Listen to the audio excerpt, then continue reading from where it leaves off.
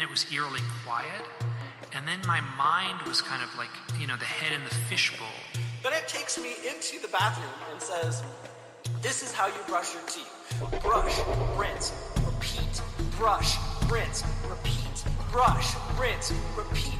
But there were two girls, and it was like, you'll have to give us a ride. You can't tell us no. You can't refuse us. He'll let us in his car.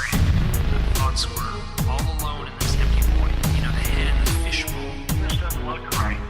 They got close enough where he said he could see, their eyes and how intelligent they seem. This doesn't look right. These gremlin-type creatures. This doesn't look right. No pupils, no iris, 3 fingers, 3 long fingers. And this is when the mental torture. And then it was eerily quiet. Rob's had a bad day at work. We'll start with that tonight. It was not a bad day, just an incredibly busy day. Been a lot of those lately, though. I know it's heating up, man. You're getting into that festival season. Oh God, I know. Are you already dreading it? Well, yeah, it's only about a month and a half away now. Oh yeah, they announced the lineup for Bonnaroo. Yeah, you heard of any of those bands? I mean, I've heard of Eminem. It's like 2 headliners I've heard of, and then like 60 bands. I'm like, okay. Who else is on the list? I don't even remember. Oh, I'll have to look it Means up. you're getting old. I know. I don't recognize any of these bands. Back in my day. I don't even know what a Pet Shop Boy or a Thompson Twin is. I know about them M&Ms. Sir Phil's wearing his Aleister Crowley t-shirt. Megatherion. Yeah, did you wear that to work today? No. You should have worn that on your construction job.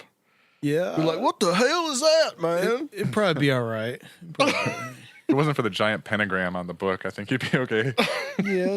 It's turned the right side though. It's turned up, so you just have to keep constantly explaining that to people. That's the only bad thing about that. So we've got Mike Clelland coming on tonight for the second time. And we're going to talk about his books. Yeah. We're going to talk about some more owls. I sent you guys the copies of it. Did you guys have any chance to read any of that? Yeah, I read the foreword, and then I kind of skimmed through and read some random chapters and stories, and it's cool stuff. I mean, it's I feel like it was similar format to the first book. Yeah, but it's it was different research this time, right? It was the first book. It's pretty much everything that he drew on all these stories to produce the first book. I gotcha. So there's a lot more detail in this on the people's individual stories, and like the first book was like something like 400 something pages, and I mean I highly recommend it. It's called just the Messengers, and this is stories from the Messengers, and this one in and of itself is like 250 something pages. And I've gotten through just about most of it. What did you read any of it? Yeah, I put a pretty good dent in it. Okay, good, excellent. There were some pretty strange, kind of on the high strangeness end of encounters and experiences for people that all dealt with some kind of owl in it. So it was pretty weird. Yeah, I think this will be a good follow-up to last week, too, when we had Lauren Coleman on talking about the synchromysticism and all that. Gotten some good response to that interview. So, cool. Rather eventful weekend. Starting on Friday the 13th. Uh-oh. It's a barrel bomb full of sarin gas. Very low-flying aircraft. I know. Bunker busters. It's a Syrian attack plane. Well, if you've been living under a rock, you know that we bombed Syria. Rob, did you know this? Because I know you're not keeping track of the news lately. I honestly didn't. Really? What? No. Are you serious? Yeah, we bombed Syria. There was like this whole week of build-up to it, too, of Trump saying, I'm sending in the missiles. They're going to be fast and smart. Oh my God. Yeah. So There was like a Well- UN Security Council meeting where, well, there's supposedly some kind of chemical attack. I forgot the details. Right. This was on April 7th, I believe. It was on a Saturday. And there was a chemical attack in this suburb of Damascus called Doma. And the Syrian government, Bashar al-Assad's government, was the one that was accused of doing this. Now, whether they actually did it or not, that's a little bit of a gray area. Nobody really knows. There's some people that are saying that it was the people on the ground, the rebels, that actually did it. And some other people are saying that it was the government that did it. Last Saturday on the 14th, there was supposed to be an inspection team that was supposed to go in there and determine. However, on the early morning of the 14th, there was Trump had already shot the missiles into Syria, making sure that the Russians knew in advance what was going to happen. Yeah, it was all protocol to get at the hell out of the way so that we didn't kill any Russians. Despite this really bizarre statement by the former CIA director, Mike Pompeo, who's now the nominee to be the new Secretary of State, that we've already killed 200 Russians. Did any of you guys catch that? No. Yeah. Yeah, he made this statement that we've already killed 200 Russians in Syria with our bombings, I guess against ISIS. So I don't know what to make of that. But anyway. Yeah, I can't even, I didn't even want to take the time to try to suss out what I thought actually happened. I mean, you just got so many actors, overt and covert, in this one place. I don't know how I could sufficiently come to a conclusion with the information I have access to. I mean, it's just. Well, there was somebody that was saying that the way, now obviously they weren't there on the ground, but they could see some of the pictures of the gas, and it looked like the way that the canister was placed, the way that it lay on the ground, it didn't look like it was dropped from a height, which it would have been dropped if it had been dropped from an airplane. Obviously, that's what it would have been. They said that it looked like that it was actually set off from the ground. And I believe this was like sarin or chlorine gas, one of the two. And this has happened several times. Yeah. And at least 2 times where the United States has said we're either going to shoot off, because once in 2013, Obama said this was a red line and he didn't do anything about it, primarily because the British pulled out. And then last year in 2017, when Trump sent some missiles over there before. And now pretty much almost a year to the day, he sent some more missiles over there. And of course, there's all this speculation, Trump's got a whole bunch of heap of shit on him here in the United States domestically. Is this a little bit of the wag the dog scenario going on because he got Stormy Daniels and James Comey, Lion James Comey. Which I watched the Comey interview today about Lion and Slippery James Comey. And so yeah, there's all kinds of weirdness going on. And what's funny is Trump had, at the very beginning of the month, he had actually said that we're pulling out of Syria, whatever troops we have over there, because he felt that the battle against ISIS was pretty much won there, that he's going to pull out. And then this chemical attack happens, and then they kind of reverse course. And then more bizarreness, I think, yesterday and today, where the Nikki Haley, the UN ambassador, said that we were going to have these new sanctions against Russia because of their involvement in Syria and their support of Assad. And then Trump said, no, we're not actually doing that. So just what the hell is going on? I've heard some speculation in the community of, conspiracy theory and stuff that, some people are speculating that maybe Trump has kind of been flipped on the Russian stuff because he's been so compromised that the neocons and the people who would have been with the Clinton, would have been with Hillary's foreign policy and stuff have kind of like, he's so compromised now that he has to go along with the initial plan to heat up things with Russia.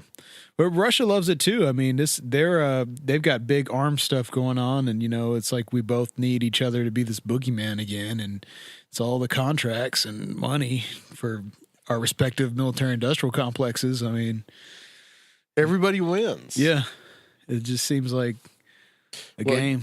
John Bolton has been pretty much, everybody's been looking at John Bolton, who was the former Bush's Secretary of the United Nations, who's a big neoconservative. And a lot of people were saying that once he gets in as National Security Advisor, which he started literally the next day after this supposed chemical attack, that this happened. And there has also been these a British, I think he's a special forces guy or some kind of, or somebody in the British military, that they were interviewing him, I think, on Sky News, which is kind of like Britain's version of Fox. They were interviewing him and they cut him off as soon as he was saying that there's no way this could have been the government, the Bashar al-Assad government that did this. Like I said, there's no way. I mean, it's such a tragedy. I mean, you have this one place and just everyone's trying to get a piece of this. And it's such a tragedy. I mean, think about how many nations are in there, how many, like I said, overt and covert stuff is going on, how many hidden agendas. I mean, it's insane. I know. All in one country. Yeah, and Syria is kind of like, I've said it before, that it's a black hole that is sucking everybody in. Yeah. I mean, us, the Russians, the Turks, the Iranians, China even has been kind of sucked into Syria. And it's a very similar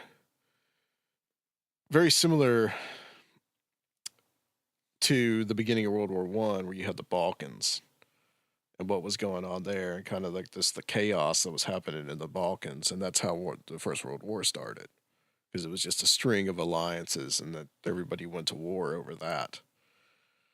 And so it's just that it hasn't caused a general kind of wider conflict as long as it has been going on is kind of amazing to me.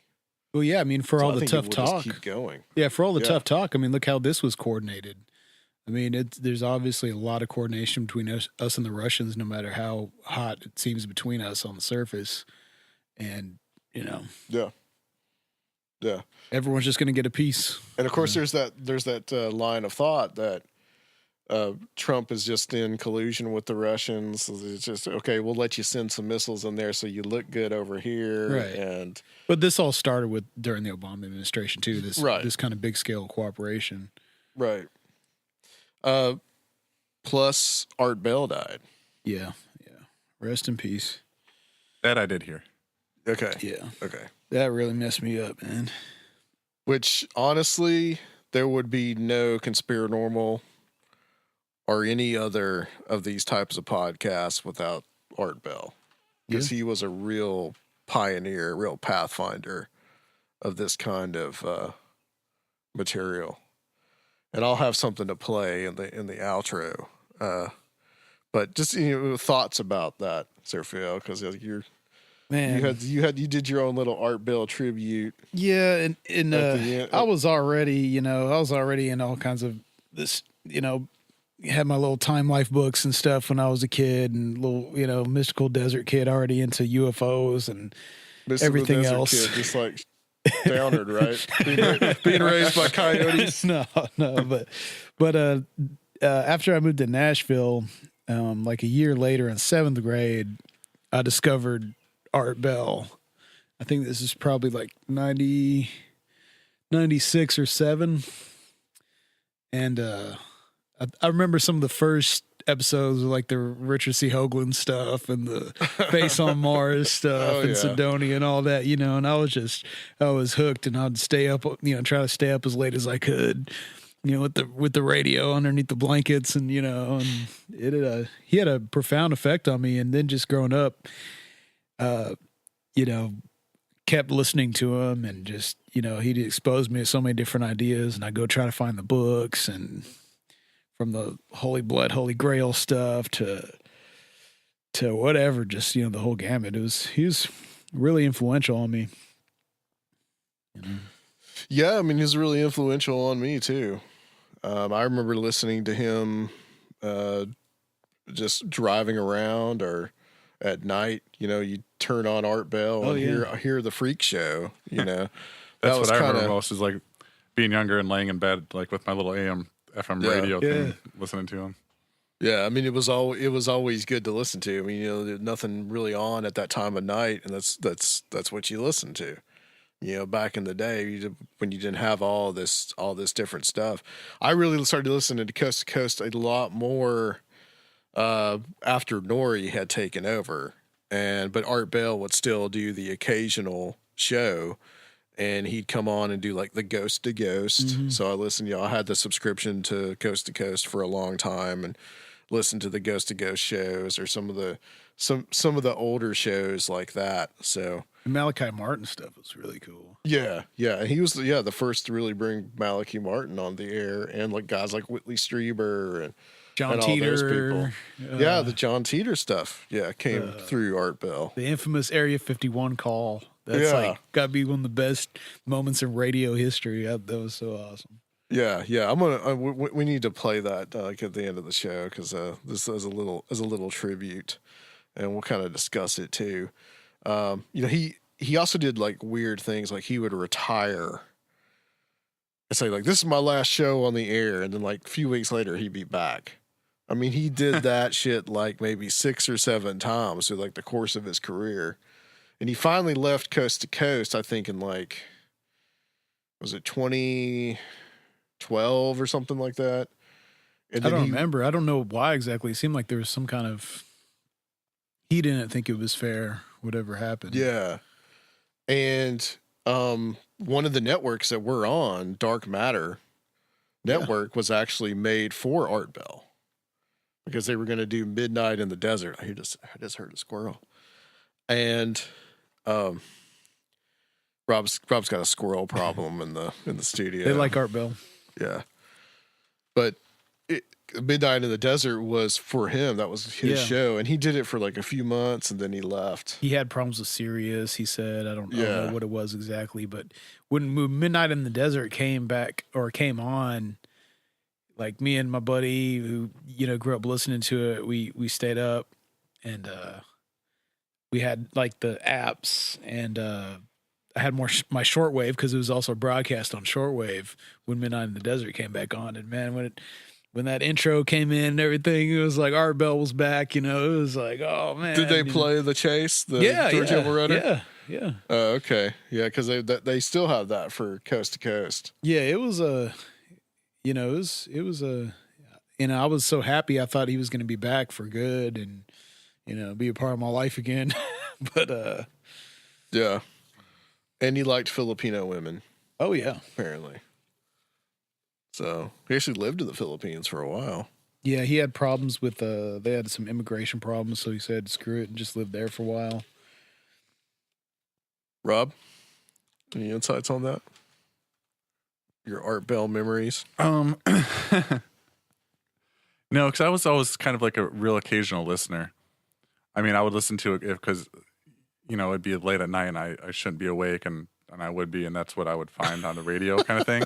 And sometimes I get sucked into it, but I was never really like a regular repeat listener. That's not to say I don't absolutely respect and appreciate what he created, and the fact that it's still going today, and one of the top shows of absolutely, definitely for its time slot, if not just in general. Yeah, we've had a lot of ourselves. We've had a lot of our guests on that have, been on Coast to Coast. Mm-hmm. So, Did you ever think, though, at the time when you were doing that you would be involved with a show that was similar? I actually kind of did. When I was real little, me and a friend of mine would record like these crazy cassette tape shows. Not about this kind of stuff, just about whatever we happen to be thinking about that day. And I wish I could find some of those because I'm sure they're ridiculous. But Rob was a podcaster before podcasting. I've been recording stuff since I was like 5. Yeah, that's true. It's just fun. I mean, yeah. He was doing it before it was cool. Yeah. Rob was a real hipster. And Cobra Kai will be playing again, which I think by the time we put this out, it'll be past. It'll come back around again in May. So right. How's all that going? Great. You got a whole brand new set for this show. Yeah, good times. You got any psychedelic furs? No, but we are playing a little ditty by a band called Hall & Oates. Oh. If you've heard of them. You should get because we were threatened by bikers last time. We said that we had to. Yeah, that was getting rowdy, man. That was a lot of fun. You should get your keyboard player to do the chase as a memorial to Art Bell. Yeah. Do do do do do do do do do. All right, guys. We'll go ahead and go to the guest. Again, Mike Clelland on. We're going to talk about some stories from the messengers, and we'll be right back on Conspirinormal.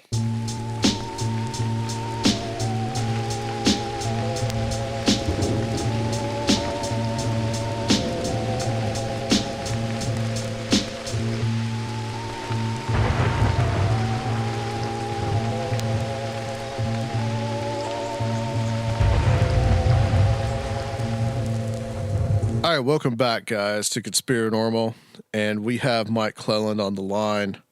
And I think Mike really needs no introduction. It's probably one of my most favorite shows from way back when. We had you on back, I think, episode 109, and this is going to be 207. So it's been a little while. It's been a couple of years, man. So welcome back to Conspirinormal. Thank you so much. Yeah, the last time I was had just finished the first book, and now I'm just published the second book. Yeah, and both are really good books. This one is a little more, I think, a little more personal in its scope because, well, you kind of explain what you kind of did with this book as opposed to the other book, to the first book, The Messengers. Yeah, the first book, I was like, I realized, and I talked it over with the editor too, and the publisher is Richard Dolan, that like no one had really addressed it in a book. There had been other books where there has been the connection between owls and UFOs. There's other books out there where that shows up in a paragraph or a few sentences. And oftentimes even the author will remark, like there's this odd connection. Why is this connection with owls? So it was out there. That was out there. Oh, just a second. Excuse me. So that was out there. And I realized like, oh God, if I'm going to address this, I got to really make a forceful argument. So, the first book, The Messengers, is on one level just a collection of stories. I editorialize a little bit and I formalize how the stories are presented, but I tried to speculate. I certainly speculate plenty in that book, but I tried to do it to a minimum and let the stories speak for themselves. And what I found when I did the first book, and it broke my heart, is that I had you call someone up who's had these contact experiences. And I was interested in the owl thing, right? So they have all this stuff going on in their life and these experiences and this strangeness, and it's this loopy logic, and there's sort of a consistency to I almost want to say the irrational quality to these people's stories. And all I was interested was the owl thing. So I sit on the phone for 6 hours and I boil it down to, Joe saw an owl and then a little while later he saw a UFO. And that just broke my heart. So I kind of had initially I thought I was going to include some of these stories in the second book, in the first book. And some of them are touched upon, but they're touched upon. So as I said, it broke my heart to not be able to tell these stories fully. So the second book was me really just like, okay, we're going to tell this story in every single detail. And there was a, I've been reading it aloud because I'm trying to do an audiobook, which is incredibly slow for me. But what I realize, and I say it because I have to verbalize it, and I'm saying, like I say, and one more thing that's interesting. And then there's like another part of the story, and I'm speaking it aloud in the audiobook production thing here. But I realize how often I say that. Oh, there's one more thing. Oh, and another thing. And another thing, which I couldn't do in the first thing. So this second book is me addressing the richness and the strangeness and the depth to these people's experiences. And there is a kind of irrational logic, or let's say an illogic, to these stories. They don't really make sense. They don't tie up in a nice tidy bow at the end. And that was my goal. And I'm really happy with the second book. It's shorter than the first book. And there was all kinds of stuff that I was required to do as far as, like I really had to really connect with these folks. So I feel like a really deep connection to everyone in the book, except for Kenneth Arnold, which was kind of that was like that sort of stands alone in that essay. But so that was the point of the second book, was to just tell these stories. There's 19 chapters. Each chapter is its own real life experience for someone. Well, since it's been a while since we've had you on, and some of our people that have not maybe have heard that show yet are new listeners, what is kind of the theme of the first book? What were you trying to, and I think successfully you did it, but what were you trying to get across in the first book? I was trying to get across the connection between UFOs and owls. I mean, and so there's the problem with doing this kind of research is you have to be content with the question being unanswered, right? You have to be content with and a lot of people, like nuts and bolts researchers, they want a pragmatic question, an answer to these questions, and it ain't out there. But what I can say for myself, I can say with absolute certainty, there is a connection between owls and UFO contact. What that might be is a slippery slope, but I know there's a connection. How and why it works, I don't know. What I found was that, and this is from my own direct experience, I saw a handful of owls. I'm sure I told this story. I've told this story so many times at this point. I saw a handful of owls, 3 owls, while camping with a stranger, not a stranger, a friend, an acquaintance. We were out under the stars. And this is in the Rocky Mountains in Grand Teton National Park, or right near Grand Teton National Park. So a beautiful environment. Sun is setting. And these owls show up. And 3 owls flew above us, landed near us, landed on branches near us. And it was absolutely mystical in this profound way. We would lie on our backs under the stars. We didn't have a shelter. And the owls would fly above our faces and blot out the stars for just a millisecond. The owls are very quiet, so it's a very eerie sensation. It was just magical. After that camping trip, I said, her name was Kristen. I said, Kristen, let's do this again. We should go camping again. She said, yeah, let's do it. So 4 days later, we went camping again. The same thing happened. 3 owls. This time, these owls were close. Before, they were kind of swooping above us and kind of landing off in the trees nearby. This time, they were right next to us. They would land on the ground right next to us. They'd land on the branch right next to us, almost within touching distance. And to have it happen once was pretty cool. To have it happen twice was absolutely transcendent for me. It kind of pushed me off a cliff. What I said at the time, what I did not say at the time, and I'm saying now, is that I heard a voice when those owls were nearby, and that voice said, this has something to do with the UFOs. Both nights, I sensed that. I heard that voice. It was like an internal knowing. At that point in my life, I was at a point in my life where I needed to look into some UFO contact experiences, some experiences that certainly played out like UFO contact, and I was denying them. I knew I had to look into them, and it was these owls I'm not kidding. It was these owls that sort of said, well, now I got to look into this. And so I started talking with abduction researchers. I worked with Bud Hopkins and Leo Sprinkle. And I also started talking to people who had the direct contact experience. And the question I would ask all these people is, have you ever had any odd experiences with owls? And that came from this firsthand experience. And it wasn't 100%, but it was enough that there was a very clear pattern. People would say, no one's ever asked me that. I have this really weird story I can tell about an owl. So I started collecting those stories. It didn't take long to collect a lot of those stories. And that became the foundation of the big book, The Messengers, was those stories, trying to make sense of them, trying to make sense of this sort of mystical aspect to this stuff. And it's so why owls is the question I wrote over and over and over again. Why owls ? In the production of that book and in the production of the second one too. And that's what I was trying to answer. Right. And in this book is more the personal stories, and some of them involve you and some of them don't involve you. And I'll get to some of the ones that kind of more directly involve yourself. But did you find any kind of like answers in these stories that kind of eluded you in the first book? No, not so. The second book is called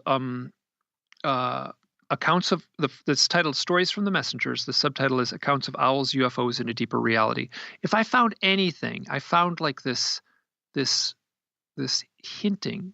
Like if these stories are playing out the way they seem to be playing out, it's telling me that there's some deeper reality behind this reality that's interacting with us and using owls symbolically. That made it right into the title. What I did find is that the first book was like a 5-year process to write that book. I mean, it's 3 years of really writing it, and then the collection of 5 years really working hard to collect the data.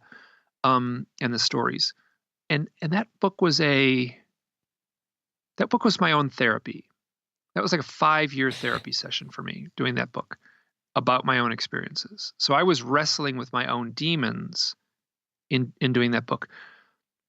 I entered into the book project kind of nervous, tense, confused, insecure about a lot of things. I completed it a much calmer person. I don't really feel like I have answers, but I'm a much calmer person. The second book, I was talking to people on the phone. I was, a lot for the second book. And I could hear the voice on the other end. I could hear that nervousness. I could hear that confusion. I could hear that urgency, that tension. And that was me. And I was hearing myself in those people. And I feel like it's not like I have an answer, I'm perfect, or I'm at peace perfectly, but I'm much calmer now than I was. There's a level of acceptance that I've gained through the first book, and I could. There's a few people in the second book, I say it in the conclusion, that kind of stepped into this thing like, well, I don't know why you want to tell my story. I don't really, and then, we'd collect, and like any other stories, like, oh yeah, I have this other thing happen. Oh, and this other thing. And by the end of the formal writing process, where I would have to go back and forth and send these folks. I wanted this book to be accurate to their experiences. So I was saying I would send it back, and most of the feedback I got was great, and I would take all their feedback, but they would have to read and reread their own story. And I watched a handful of folks, not all of the people in the book, but some of them sort of came to the realization that like, oh my gosh, this is true. Like I'm involved in this. And it was the act of writing, the formal act of me writing out their story that allowed them to come to the realization that like, oh, this does involve me. Yeah, it seems that there's a very, like you mentioned, the therapy aspect, therapeutic. Do you think that in the same way that you were helped in writing the first book, that you have helped some of these people as like a form of therapy? In a way? I think I have. And it's, to lesser and greater degrees, depending on who the people, some of them are very self-assured and were very, aware of their own experiences stepping into the project. And, but a few of them weren't. So it wasn't all of them, but I definitely felt that, yes. So I can say yes, not all of them, but a handful were. Did you have some that had kind of like a mix of fear and trepidation, and then maybe some that were more, as you said, self-assured about this phenomenon and didn't really worry about it as much? Was there kind of a mix there between the kind of like different psychologies? Oh yeah, yeah. Some of them were very aware of their contact experiences stepping into it, and then Right. and then some, but most of them were kind of in that, at no point in this book does anyone say like I was lying on a table. There's none of that in the book. Mm-hmm. There's a few points where people have a fleeting memory of like being in a hallway. But this isn't that kind of a UFO contact book with the, I was on the table and they were performing these medical exams and I was taken from my room at night. It's not in this book. It's not in the first book. A couple of little points where it's hinted at in the first book. But so I think that stuff has been done enough that it's already like, that's like what permeates the pop culture idea of what UFO contact means. It means being plucked from your car, taken aboard a UFO, laid on a table, medical exams, they bring you back and then they erase your memory. Everyone knows that story. But that's not what's rising up. That's not what I'm hearing when I talk to these people directly. I'm hearing something much different, much more mythical in a way. Yes, and you mentioned in the first book about there's an aspect to these experiences that are very similar to like a shamanic experience. Yeah, and I'm not the first one to say that, though. John Mack had written about that, and then Sure. also Kenneth Ring had written about that. Yes, so there's a shamanic initiation aspect to this. So the young initiate goes through a, wherever you are, like if you're on the plains of North Dakota, or if you're in Siberia, or if you're in the jungles of Brazil, and you're a shamanic apprentice, you are going to go through ritualistic ceremonies. These ceremonies are in a way repeated with this UFO contact experience. Oops, hold it. My phone just turned on for some reason. Siri's talking to me here. So it's funny. I was like looking at it. It's like, why is it turned on? It's like, so it's answering the question about shamanism right now. That's so funny. Okay, I found this on the web. Ceremonies are in us with a way repeated. Oh, okay. So. No. Siri just turned on. Yeah. The synchronicities. Well, see, we had Lauren Coleman on our last show, which we just posted a couple of days ago. And this is having you on is a nice follow-up, because we talked a lot about synchronicities and we talked about the kind of his ideas about synchromysticism and all that different kind of stuff. And synchronicity plays a huge part in these stories as well. Absolutely. Especially in your own personal stories. Absolutely. Yeah. And there's a fellow named Alan Green, and Alan's a great researcher. He's one of the synchromystics out there. And he says that synchronicity is like a compass on an open ocean on a cloudy day, right? You cannot proceed in any direction without a compass. You need the compass to proceed forward. If there's stars or sun, you can get an idea, but you need the compass. And so he says he uses the synchronicity the same way he would use a compass on a boat to proceed forward on his life path. And I've done the same thing too. I've trusted synchronicity. I trust it. And it's funny, with Richard Dolan, there was one story in the book that he was like, well, I'm not sure about this one. Do you trust this story? And I'm like, Rich, do you know how many synchronicities I had during the production of that one story? The synchronicities that welled up that I hinted at in the story, and there was almost too many to even include. But so that to me is a form of confirmation's the wrong word, but let's say subtle confirmation. For me, it's a like if you're if you're on the boat, you need to know which way to go. Yeah. So that was I said I could proceed forward with that story because of the synchronicities. Yeah, because the meaningful coincidences. Going back a little bit to what you were saying about the old ideas about alien abduction, and I think I've told you before, I hate that term. I prefer contact experience, just from people like yourself that have written about this and that I've read. that I think that it's more of a contact experience, because alien abduction is a really loaded term. But are you seeing more and more that aspect of, being taken out of your bed, taken on the spaceship, poked around and being returned, that is kind of changing now to people having just these more profound experiences? This is a great question, and I can't answer that because I'm not researching that the people being, that stuff. Most of that stuff emerges out of hypnosis, those memories. Right. And I'm not doing any hypnosis. None of the people in the book have had hypnosis. Almost no one in the first book had hypnosis. I've had a few hypnosis sessions, and I don't have any memories of being on a table. That's a key point in all the stories that you've collected, that you are remembering things that have nothing to do with hypnosis. Well, a little bit. I mean, if people have a hypnosis session, I can talk about some things that showed up in my hypnosis sessions, but they were, it's pretty fleeting. I mean, I didn't get any kind of thing. I have got nothing I would call proof. Yeah.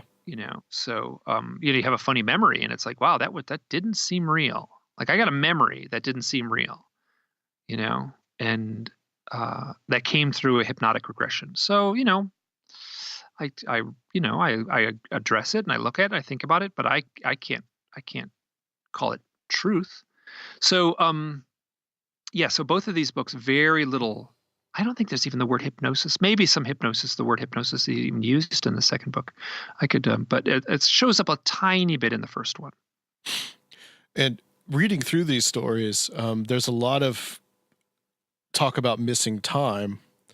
And as I was reading some of those stories, I was thinking to myself, the missing time aspect seems to be, it's almost like in the UFO literature, the alien abduction literature, that's just like a byproduct, a side product.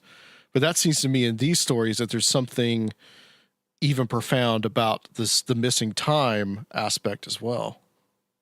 Well, I mean, if you've got missing time, the issue is on a human level, right? So if you're a researcher, you're like, oh, human, or like, the missing time could imply this, and this could imply UFO contact, could imply that the UFO came and took someone away, possibly put them on a table, possibly, and then returned them, and then, but you talk to the people who've had missing time, it's like weird. It is like shattering, like what happened. I have no memory at all. There's this one story in the second book. This woman, her father is living at her house with her, and she's a grown woman, and the father literally runs into the room with a shotgun. He said, "There's something outside," and there's this. I think an airplane crashed in the yard. She's like, "What? I didn't hear anything." It's midnight. They walk through the kitchen. She knew what time it was before her father walked into the room with a shotgun saying an airplane crashed in the yard. Something happened. And they walk out into the yard. They walk through the kitchen. There's a great big clock. It says 12:02. She's like, "Daddy, there's nothing in the yard. There's nothing here." And he said, "There's something happened. There was someone outside my window. Something happened outside my window.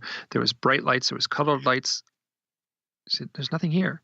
They go back in the house. They were out there for less than 2 minutes. They come back in the house and it's 2:02. Somehow they lost 2 hours of time. There's nothing. And she was freaked out about this. This happened during the writing process, this story. So I got to hear it like firsthand shortly after it happened. It was not a peaceful experience. It was jarring. And this is what I'm more interested in, this human aspect. Ryan Sprague, an author, Ryan Sprague, has a book called Somewhere in the Skies, where he examines the very human aspect of what these experiences really mean, what it means to endure these things. Yeah. Yeah, it's a great book. The fact that she comes in, it's 12:02, and she comes back and it's 2:02. Well, there's a synchronicity right there. Why is it an even 2 hours? One digit, just the number one got removed, from the clock. Yeah. Right. So very strange. And she, and I was like, I quizzed her on, could you have misread the clock? And she was like, absolutely not. Well, let's get into some of the stories, because this is really what it's all about. And some of my favorite episodes have been on this show have been episodes where we talk to people just about stories. Oh yeah. And these first person accounts. And I'll go for the juicy one first, with the juiciest title in the book, White Owl and the Hound of Hell. Oh, that's the first book. That's the first story in the book. That actually is very briefly told in the Messengers, very briefly. And there's a crop circle researcher named Bert Jansen, and his wife is named Heather, and she's a shaman. And here's a crop circle researcher with a wife who's a shaman. So the story sort of begins where Bert was this would have been the late 90s. He was in crop circle country in England, in Wiltshire County. And he was in a field at night, or sunset. Sun was setting. And he was, he had made the decision. He'd been researching crop circles 3 years, and he was done. Like, I don't have to do it anymore. I'm done. I can move on. What am I going to learn? Seen it all, done it all, 3 years. I can walk away. And he's having these thoughts, and he looks across the field, and there's a little floating orange ball of light. And it floats around, and it zips around the field, and he's watching it. It shrinks down to about the size of an orange, and it grows up to as big as a great big balloon, and it shrinks down again. It's zipping around. And it's an orange orb. It's like he's heard about these things. This is part of the lore, and he'd never seen one. And here it is. He's watching it, and it like zips around the farmer's field, and it goes behind a shed on the other side of the field. It goes behind the shed, and he's zipping along, and it goes behind the shed. He wants to see it zip out the other side, but it doesn't. It doesn't come out. It's like he's like, did it go in the shed? Could it have gone in the shed? So he walks around, and around the backside of the shed, there's a window up on the second floor, right where this farmer's shed, right where, and it has broken glass. So could it have gone in that window? He goes around the front, and he puts his ear to the door, and hears this eerie hissing sound. Hiss, hiss. And he's like, oh my, well, I go like, and the door's locked and it's dark, and he's like, I'm going to come back tomorrow. So he comes back the next day, and the door is locked. He does something I have so much respect for. He breaks the lock. He breaks the lock, and he opens the door, and there's this eerie hissing noise. Hiss, hiss. So he looks around, and there's this ladder that goes up to a loft. And that's where the hissing noise is coming from. So he climbs up the ladder, and he peers over, and there's a family of barn owls, a family of white barn owls. And they do make a very eerie hissing noise. If you just go on Google baby barn owl, it's a creepy noise. So he says, what did I see?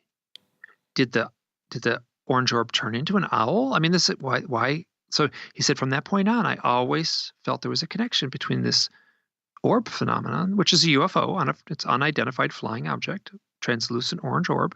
It's not like a metal spaceship. And these owls. So years later, he's now with his wife, Heather, and they are running organized tours through the Wiltshire County.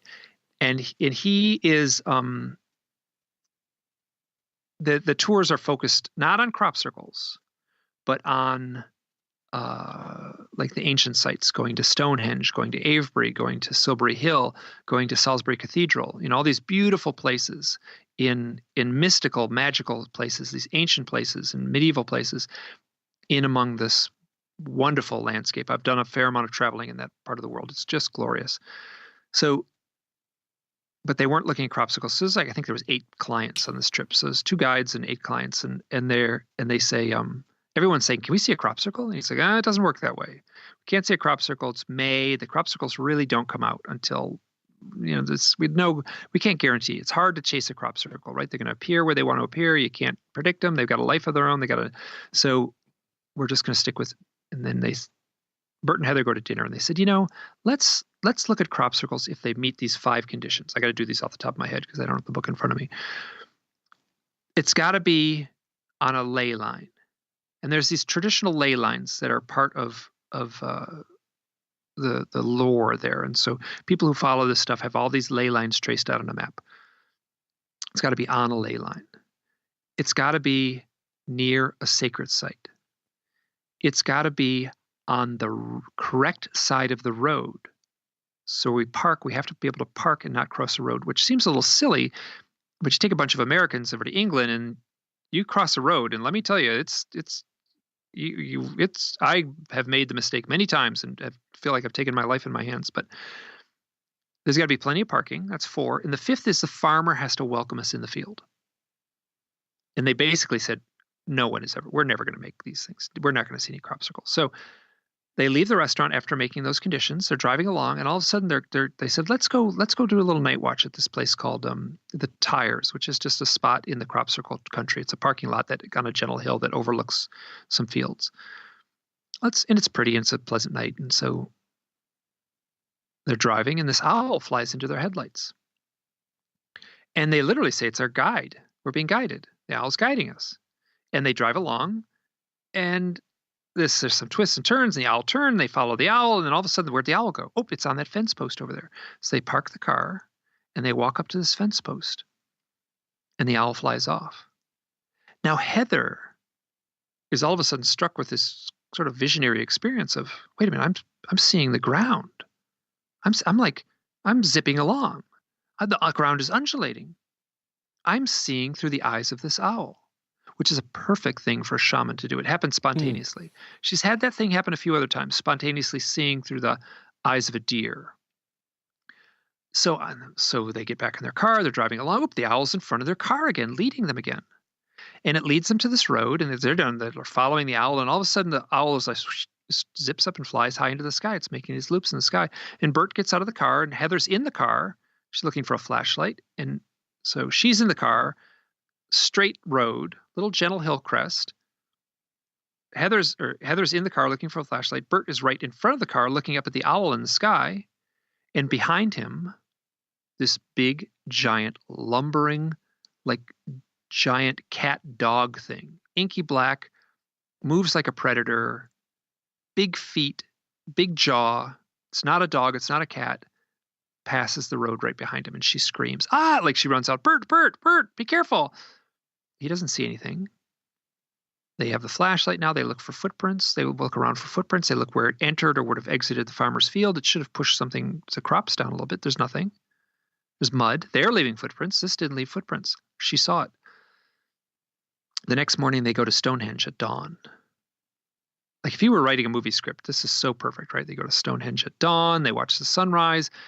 It's an amazing experience for them and their clients. Then they go to a nearby town, Salisbury, and they go to this St. Thomas Church. I've been in this church. It's an amazing, ancient, old church. And just before they enter, one of the clients says, "Oh, look! I got this book on the myths of ancient England. Here, look at this cool picture. Look at. I want to show this to everyone." She shows this picture without any prompting. It's the dog. It's the hound of hell. It's the hound of hell that she saw on the road. Freaky. Yes. So there's the synchronicity, and she's like, her mind is spinning. And later that day, they go to a beautiful sacred site called the West Kennet Long Barrow, which is thought to be a burial tomb, though it's more a ceremonial site that's underground. It's kind of built on this hilltop, and it's kind of partially buried. It's like a stone structure that's been buried by earth on top of this beautiful hill.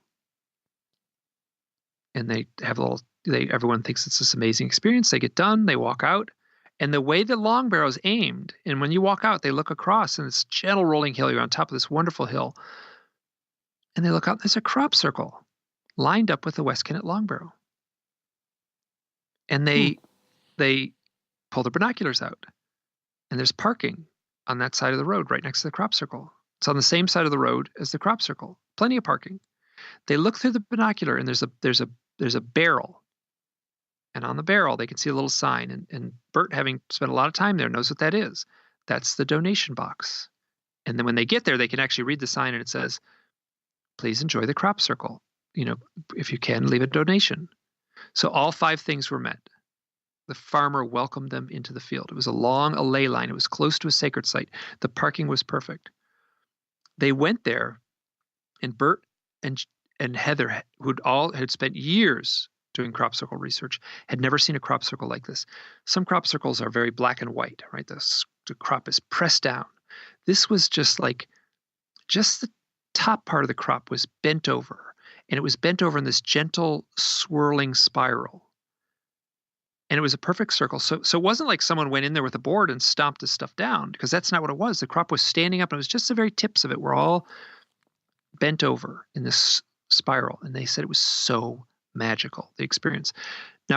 Now, Bert had been researching crop circles, and the thing that he's fascinated with is there's a mathematical properties within circles, and the properties called squaring the circle. So if you have two circles, you can figure out the properties. Can you put a square around one of these circles? There's dimensions that are very recognizable if you measure it. And this is an alchemical, ancient alchemical kind of, I almost want to say ritual. That's not the right word, but it's a tool used for the Philosopher's Stone, squaring the circle, turning lead into gold. Afterwards, a week later, there was another circle around that same crop circle, like it appeared overnight. And then Bert did some mathematical things. He said, that's squaring the circle. It works out perfectly in the equation. And wait a minute, the crop circle I was in was squaring the circle. So this is Bert's passion. This is his obsession, finding the equations for squaring the circle in crop circles. He was in one. He didn't even see it. He says, he just says straight up, he said that second crop circle was basically the entities, whatever energy makes the crop circle, was saying, Bert, you dummy, you missed it. And so that story opens the book. And we have an orange orb, we have owls, and we also have all this ancient mystical stuff. And this story has the flavor of some of the other stories, in the sense that there's this kind of, as I said earlier, this loopy logic where this stuff doesn't really get tied up into a nice bow. That has a very tidy, beautiful ending with, them actually finding the crop circle. But there's this kind of chaos almost within these stories that I just find so fascinating. Yeah, there's several different things going on there all at once. Well, and they're all colliding, and you can't. It's Right. like one. It's like they're tangled up. You pull one of them. It's like, wait a minute. Is this a crop circle thing, or is this an owl thing? Is this a ancient site, or is this a synchronicity? They're all blended together.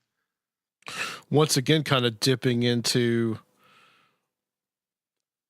like alchemy is in there, and this kind of like the old mythology aspect that you talk about in the first book. Yeah, Stonehenge at dawn. Yeah, it doesn't get any trippier than that. Yeah, that's true. It's very true. You also talk about in the book a story about owls and drones. This is almost the exact opposite, right? So here we're totally in the modern age now with this story. This is the woman Cindy that I told, that the issue. She's the one that had the missing time event in her home, with the clock saying 12 o'clock, 12:02, and then coming back and saying 2:02. Her name is Cindy Dove. And I am so grateful for these people. Like I was like trying to tell these people, you do not have to use your real name. And she's like, use my real name. Go ahead. Like she's a grandmother. Like, what's going to happen to me now? So she's a wonderfully Southern. Oh, yes. So she's sassy and funny and talks fast. And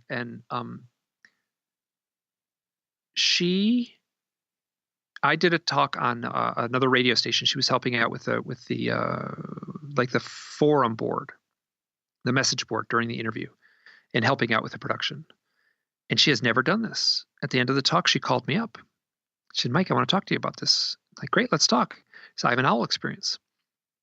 She was in her house. I got a date on this. I think it was 2011. I might have that wrong. She was at her house. So a friend was over. She walked the friend back to the car. It was nighttime. And as they're walking back from the house to the car, there's like her first initial thought was that Mothman was standing in their driveway. And then she realized it was a big owl on top of a garbage can. Like big. And its arms, listen to me, its wings were outstretched. Its wings were outstretched, and this owl standing in a garbage can, his wings outstretched, totally in this frozen pose. They walked right up to it. They could have touched it. They were like right next to it. And they're like, what's wrong with this owl? And the guy's like, I don't know. It's some sick owl. I don't know why it's standing there. It's not moving. They don't think anything of it. They walk back she drops him off in the car, and she walks back up the drive, and she has to walk back past this thing alone. She said, something doesn't feel right, but she just walked in the house and figured out a way to forget it. The next day, she's in Little Rock, Arkansas. The next day, she's pulling into her house, and an owl flies past her windshield. She says it actually flies from the direction of the garbage can. She's like, it must be the same owl. It's a big owl, whoop, flies right in front of the windshield. She lived in that neighborhood all her life. She's a grandmother. She's never seen an owl in that neighborhood. She sees 2 owls within 24 hours. And after that, she starts having experiences that, I can't say what the source is, but I sure know what it sounds like. She has experiences of waking up in bed, like with marks on her body, bruises, scratches. One morning she wakes up as if she's been tucked in, like you tuck a baby in. The bed has been made perfectly. She's tucked in, and someone has like made the bed so tight and pushed it in so tight that she almost can't get out. And she also starts seeing orbs around the house. Big, giant orbs in the yard, glowing, translucent orbs. During this time, her daughter, she always been talking, I should move to a different house. I want to live in a different neighborhood. Her daughter just kind of takes a turn she's never taken before, goes into this neighborhood she's never been in before, then turns down the street she's never been on before and says, oh, there's a for sale sign. Let me write the number down. She gives the number to her mom, said, Mom, you should call this number. Mom does. Cindy calls the number. And little by little, boom, boom, boom, she's fast-tracked into this house. All this weird stuff in the purchasing process. Weird stuff with the banks, weird stuff with the title company. The guy had gotten no offers on the house. The house was underpriced for the neighborhood. And all of a sudden, whoosh, she's in this house. The first night in the house, she's in the front yard. It's night. And these 2 little helicopters come flying down the street. Like little helicopters. She's like, are these toys? What is going on? So she runs up to these helicopters, and she gets close enough to realize there's no pilot on these things. They're not big enough for a pilot to be on them, but they're like normal little helicopters. And the next night it happens again, and she pays attention to the direction they came from. So first night in the house, and the second night she pays attention. She gets on Google Maps, and there's an airport right next to her. Right next to her, there's like a fence behind her house through the trees, and that fence, on the other side of the fence, is an airport. Little teeny airport. I've looked at it on Google Maps and such. Now, what happens from this point on is night after night after night, she's seeing these weird craft, weird lights, weird craft. She's videotaping them. She's got a YouTube site. I think it's called The Drone Report. Cindy Dove Drone Report. You can look it up. Actually, when was this, Mike? This I think was after 2011. So this would have been in the maybe 5 or 6 years ago. So I don't think the small drones were as available then as they are now.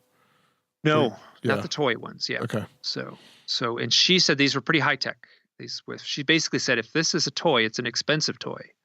That was her first thought. Some neighbor has an expensive toy, and she said, this is no toy. When she got a close look at those helicopters.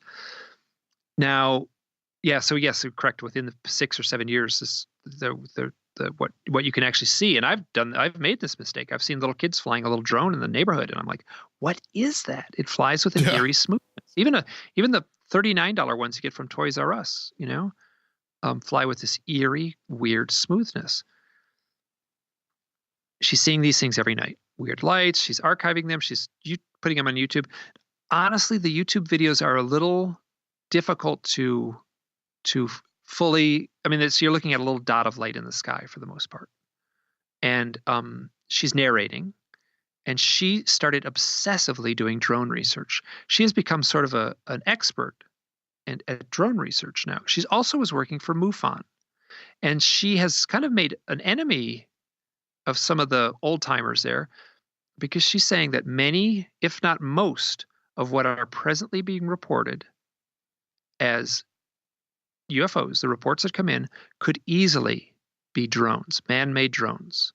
They fly with different flight characteristics than anything else. They don't fly like helicopters. They don't fly like planes. They're this new chapter of flying technology that has been very secret. Now it's, we understand, we know what drones are. They're toys, but there's also military applications, and they're being tested. And she is convinced that they're being tested at this little airport right next to her house. Now, like, I didn't go down there. Like, I didn't do a full investigative reporting. I did not go down there, but I did a little bit of research on this stuff. And she says her father worked at that site. They were mining bauxite for Reynolds Aluminum at that site. And there's underground caverns. And so, I mean, it just plays out perfect. You can just, it's like a perfect setup for an X-Files episode. But why? So here's the bigger question. Now, she's had all these other experiences. I told you the missing time experiences. She's had very, very strange experiences, and those are detailed in the story. She has a sitting in bed reading. There's a knock on the wall. The next thing she knows, her end table in her house is levitating. It's moving back and forth. There's a lamp on top, a big heavy lamp. The lamp doesn't fall off. It's moving back and forth, pounding into the wardrobe on one side, pounding into the wall, pounding into the bed. And she's like, what is going on? Why is this thing moving? She thought the dog or something was like tangled up in something. She gets on the floor. There's nothing. It's floating about 5 inches off the ground. Goes on for like 15 minutes. She gets her dad in there. He gets on the floor. He tries to look under the bed. The power strip lights on fire, explodes. Boom. The hovering table plops to the floor. How does this fit into aliens? How does this fit into drone research? How does this fit into flying saucers? I don't know. This poltergeist activity is something that shows up again and again. Yes. Yeah. So now here's the question. Why I asked her, do you feel like, how did you end up in that house? She said, something wanted me in that house. And I said, listen, we trace this back. You're like, the first real experience here is the owls. The owls happened. Boom. You started seeing orbs. Boom. You found a new house. Boom. You're in that new house. And so your story begins with these owls. And that's me. My story began with seeing owls. So I speculate all over. I don't have an answer. Like, did the aliens put her in the house so she could spy on the drones? Did the secret government put her in the house so that if someone was talking about drones, someone was a whistleblower and kind of beating the drums saying, people, they're drones. This is a serious issue, which she's doing. And all you have to do is say, well, this lady works for MUFON. This lady has had UFO experiences. She's untrustworthy. Let's dismiss her outright. A cute, sassy grandmother with a thick Southern accent. Like, who's going to pay attention to her? I don't have an answer. But I did go through these avenues of speculation. There's like a term, a straw man. You have someone that can easily be knocked down. They did not put an investigative reporter from the New York Times in that house next to the little airfield there. All of these questions are open-ended. But that story is interesting because it's almost the direct opposite. It's modern technology. It doesn't have anything to do with ancient sites, but there's owls that opened the story, that began the story, similar to the other one. Right. Yes. Starts with owls and it just goes from there. If the owls are the totem of so in mythology, owls are the totem of like the transformative experience or the alternate realm. So the book was called The Messengers, the first one, because I kept on getting, people would actually say in their letters to me, they would say, oh, the owl landed on the tree in the backyard. And then from that point on, they would say, well, when the messenger was on the tree branch and like I felt like I understood exactly why I was there, they would just switch they would just call this owl the messenger. And it was an easy decision to make that the title of the book. The mythology of owls all over the world. Owls can see into the darkness. Owls can see into the night. That very quickly becomes a metaphor for seeing to other realms. Seeing into the land of the dead, seeing into the land of the gods, seeing into the land of our ancestors, passing beyond this world and into that world. You take that one step further, that owl needs to come back. He's got to return. And if he returns, he's going to return with a message. So my argument is that these owl stories are part of the human experience.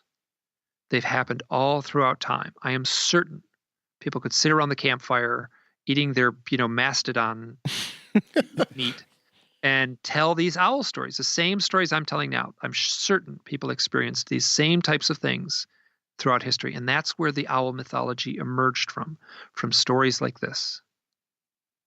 And so it's happening present day, right? We don't pay any attention to mythology anymore, like right, except in, comic books or, they could, but so you look up mythology in the dictionary, it means fake, it means a fable, it means a fairy tale, it means fiction. It's mythology. It's something that's not real. Some researchers like Joseph Campbell will say, no, there's a lesson in mythology. There's an aliveness to it. There's a reason that we as humans need mythology. And that's what I'm saying, is that this is the same ancient mythology now presenting itself to modern man. And then I'm taking on the role of the mythological interpreter here. Like, what's the mythological message? I don't come up with very good answers, but that's what I'm wrestling with. Why this symbolic animal in these present day highly charged experiences? And in these shamanic experiences as well, which the next story I wanted to talk about, which is the 3 white feathers. This has a lot to do with shamanism, and that aspect is very much in there. It's interesting. The woman is Denise Lynn. She's a very sweet, big-hearted woman. I've talked to her. I had a couple phone conversations with her. And she's written a bunch of books. So a lot of the stuff is right out of her books, which is great, right? So easy, right? I can get the book on Kindle and I can just type in owl and search it out. And so I called her a shaman and I sent her the draft and she said, "You take that out. I am not a shaman. You do not call me a shaman." Oops. And I did kind of cheat a little bit. I said, she's not a shaman, but she does a shaman-like thing. She's healing people. Pardon? She's shamanic. Well, yes, shamanic. Yes, she's shaman light, let's say. So, but she's doing Reiki work. She's doing spiritual work. She's doing past life regression, hypnosis. She's writing these books on animal totems and animal lore and stuff. So, she was shot and killed when she was 16 years old. She was riding a motor scooter. Someone came up alongside her, rolled down his window, and shot her with a gun. Jesus. She died. She died in the hospital. She had the extreme experience of going through the light. It's 1967, the summer of love. She's in the hospital. She sits up to help cut the dress off, all covered in blood. And when she lies back down, boom, everything goes black and she's going into the light. She said it was beautiful. It was like gorgeous. There's a handful of, I had to write it like 3 times in the book, the people going into the light. It's almost word for word, like this beautiful experience of going into the light. And then, just like, oh, it's this sense of perfect universal love. And they did not want to come back. And then she literally felt like Denise Lynn in this trippy, magical, golden environment, filled with bliss, filled with universal love, timeless. She's standing on one edge of a river, and this river's filled with this crystalline, magical water, and she's walking across this ankle-deep water. She knew if she got to the other side of that river, she wasn't coming back. She's walking across the river, and she gets lassoed. She literally feels like she gets lassoed like at a rodeo, and she's being pulled back. She's like, no. And then she basically hears this message like, you have more work to do. You need to go back. She's like, no. She wakes up in her hospital bed in horrible pain. She goes from perfect bliss to gut-wrenching pain. The doctor says the wounds are terrible. She'll never be able to have children. Gunshot to the abdomen. So that was 67. Jump forward to 77. She's with her husband. They're gone fishing. They're living in San Francisco. They go out of town up in Northern California, going fishing. They're driving back at night. And she's on one side of the truck and he's driving. She's looking out the window. Beautiful night. It's clear skies, looking up at the pretty stars. She goes, oh, there's a funny light up there. She's describing it to her husband. He can't see it. He's driving. He's on the wrong side of the car to look out the window in that direction. Yeah, it's like a UFO. And he's like, it's like a satellite or a UFO. No, it's turning. No, it wants us to turn. She's like, it does not want us to turn. Yes, it does. It wants us to turn. Let's go up that road. He's like, I'm not going up that road. No. It wants. So they go up the road. And it wants us to turn this way now. He doesn't see it. He can't see anything. She's just narrating this stuff. And then he's like, stops the car. He's like, I'm not driving any farther. So she's like, well, at least get out and look at it. So he gets out and he goes, oh, oh, well, I didn't realize. Oh, yeah. Well, that is odd, isn't it? And she looks at it and she says, she thinks to herself telepathically. She said, blink your lights. Blink, blink, it blinks its lights. Do it again. Blink, blink, it does it again. Come here. This big giant flying saucer is suddenly hovering right above the trees in front of her. She does something that so shaman, this is why I want to call her a shaman. She telepathically says, she looks at this thing and she says she screamed in her mind. She said, I want to be of service to others. I want to help humanity. Like, that's, and I was like, why did you say that? And she's like, I don't know. That's just what I said. There's a little airplane comes along and the flying saucer disappears. She's like, it wants us to go farther up the road. Husband's like, we're not going farther up the road. She's like, he was scared. I knew he was scared. He's like, he was denying it. So he's like, we are not going up the road. He turns around, they go back the other way. They get a huge argument. I want to go back up the road. I'm not going up the road. The next morning, all is forgiven and they make love. And she afterwards says, I'm pregnant. He's like, how do you know? She's like, I just know. He said, you can't have kids. She goes, I'm pregnant. 9 months later, their daughter Meadow is born. Now, Meadow, they ended up writing, they are a mother-daughter writing team. They've written some cookbooks and together.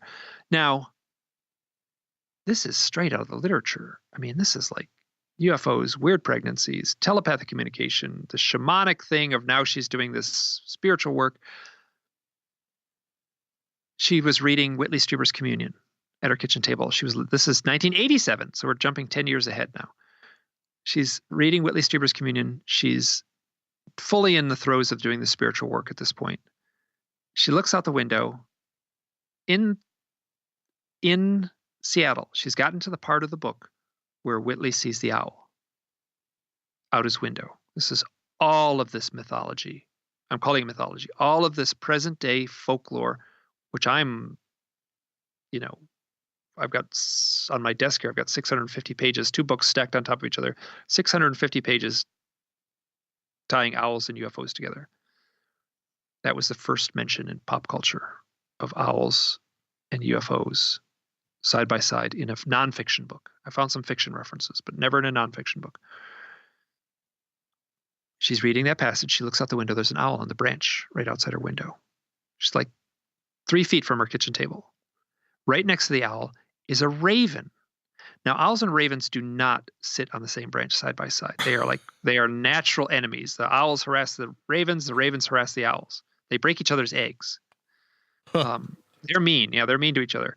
So here's the one person on Earth who can interpret the symbolic meaning of an owl and a raven. And she just sits and astonished. What does this mean? Later, now I don't have the date for this. This is a little more recently. I think it was in the early 90s. She goes into the woods. She's got Native American heritage. At this point, she's been working with Native American shamans in different indigenous cultures all around the world, traveling. And she says, there's a point in this kind of journey where she has to find what she calls her true name, her spirit name. She went into the woods with the intention of finding her spirit name. She had a formal intention. It's a hot California day. She's out in the sun. She walks into the big redwood forest. It's cool and calm. And the birds and the crickets and the bugs are making all kinds of noise. And she sits down and meditates. As she's meditating, the sound slowly gets lower. The sound turns off. Complete eerie silence. She opens her eyes, and there's an owl on a branch right in front of her, close enough to touch. Great horned owl. She locks eyes with this thing, feels this incredible communion. She actually said the word download. People have called me on this. What do you download? What does that mean? It's I don't know what it means. I hear it. That is what someone told me. I'm going to put it in the book. I don't know what it is, but she said, I got it. She doesn't seem like a lady that would be, she doesn't need to lie about anything.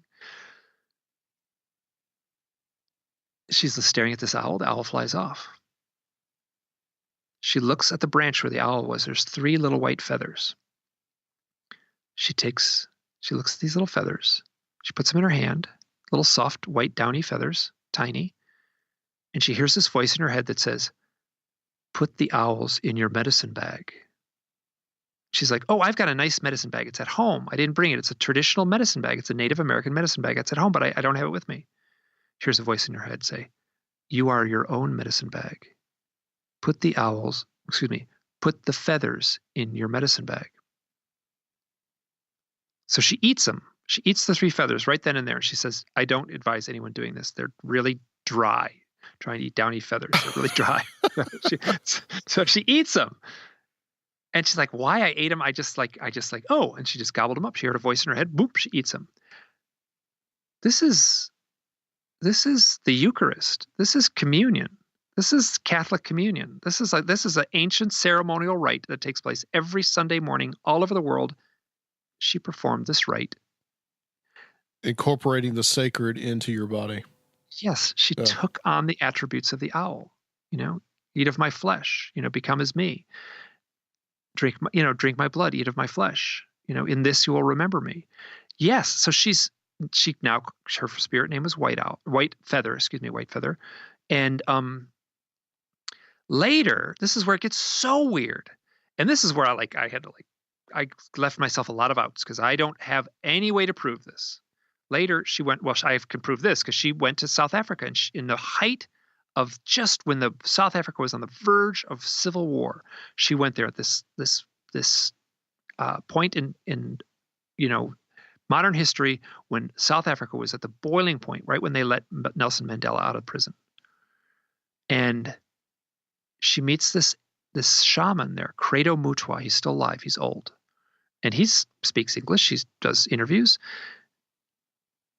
He takes her around his mud hut. She said, I have met many holy men and many shamans in my travels. I have never met anyone with the magnetic energy that this man projected.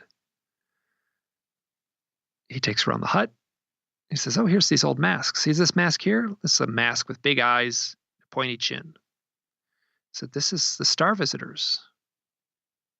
You call these, you would call these aliens, and you have been taken by these star visitors many times. Credo Mutwa tells that to Denise Lynn, and she's like, "What? Like, no, I haven't." And she's like, totally like, "I'm not going there. No way. I'm not gonna." And I asked her on the phone, "Do you think you're a UFO abductee?" She said, I am not a UFO abductee. I ain't going there. I'm not going to entertain that idea," which is fine, but it doesn't make the story less. I mean, the story's still marvelous. Her real experiences are so marvelous. Credo Mutwa. Do you know Joshua Cutchin? Oh yeah, we know Josh. So Joshua. So I can't remember I sent him because she ate the feathers. I said, oh, here's a great story. She ate the feathers, and he said, you know this Credo Mutwa story, don't you? Like, no. What's up with Credo Mutwa? How did you know? He's in the story.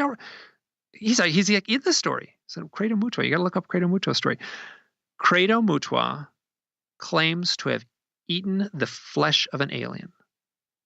Someone gave him a little lump of ugly gray flesh, and he and other shamans sat down, and in a ritual, they ate it.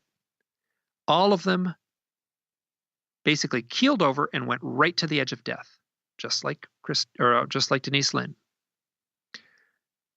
And then they had this trippy psychedelic experience. It sounds like LSD for months. And then they came out of it like very psychic. I cannot vouch for this story, but he says it. This is what he says. I can say that he's quoted saying all this stuff. I can't vouch if it really happened. And I asked her about it too. I said, "What's this like?" And she's like, it's very challenging as a Westerner to interact with people from these indigenous cultures because they just treat this magical, mythical stuff as if it is real as the chair in the room with you. They'll just say things straight up like, "Oh yeah, like the ancient ancestors came into the hut the other day. They were here." It's like, "What? Their spirit was here?" No, they were here. So this is, and other researchers have said the same thing. So we have the communion, this ancient ritual being played out. Denise Lynn eats the owl feathers. Credo Mutwa eats the gray alien. This has been my argument. This has been sort of my thought experiment for these stories. both these books. I am saying that the owl is symbolic of the UFO. They are the same thing. So here there's a perfect example. There's, in essence, the same story. One with an alien, one with an owl. Owls fly eerily silent. They are seen at night. If you see an owl, it's a big deal. The same thing could be said for a UFO. Owls have big eyes. The same thing could be said for the alien. This is all. I mean,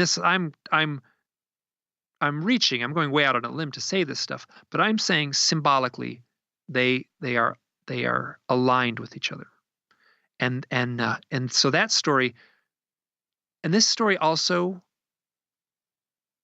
personifies something I didn't really notice until the end, is that there's 19 stories. I had put it on a spreadsheet. I can't quite figure out what the number is because there's multiple characters in the stories in some of these, but the majority of the characters in these stories are either outright shamans or, let's say, shaman light.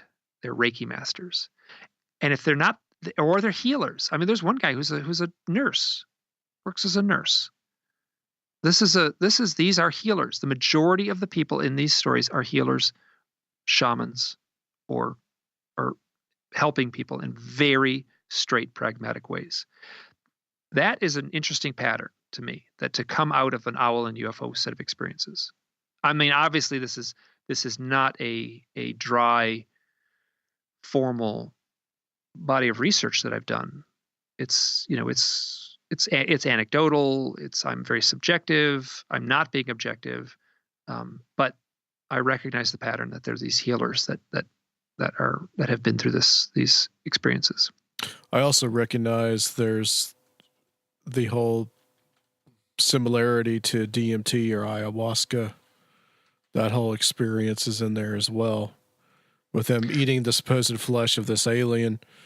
Yes, and I mentioned that. Yeah, that was the blood of the blood of the vine. You know, the blood of the spirit that's what they call the spirit blood. That's what they call ayahuasca in some of the native traditions, and that's blood of Christ. I mean, that's the red wine that's poured every Sunday morning.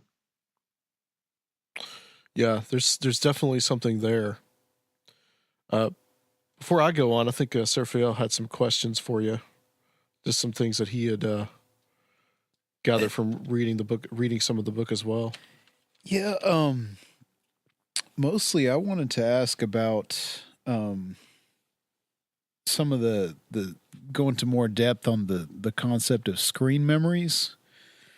And what some models of them might be. I guess I've heard you say, and I've read where you said that the visions of the owls after or preceding these events may have been like projected from whatever kind of intelligence is interacting with people.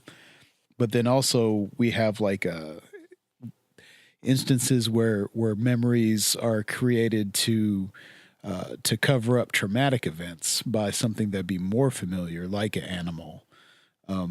What do you think are some of the models that could be actually going on? Well, the term screen memory is a term that's used by abduction researchers, and it's so the typical story would be someone's driving down the road at night. They see a big owl on the side of the road, 4-foot tall owl. They get home. They were like, what happened? I was supposed to be home at midnight. It's 2 a.m. I lost a couple hours. That doesn't make any sense. I should have been home at 2. I mean, should have been home at midnight. It's 2.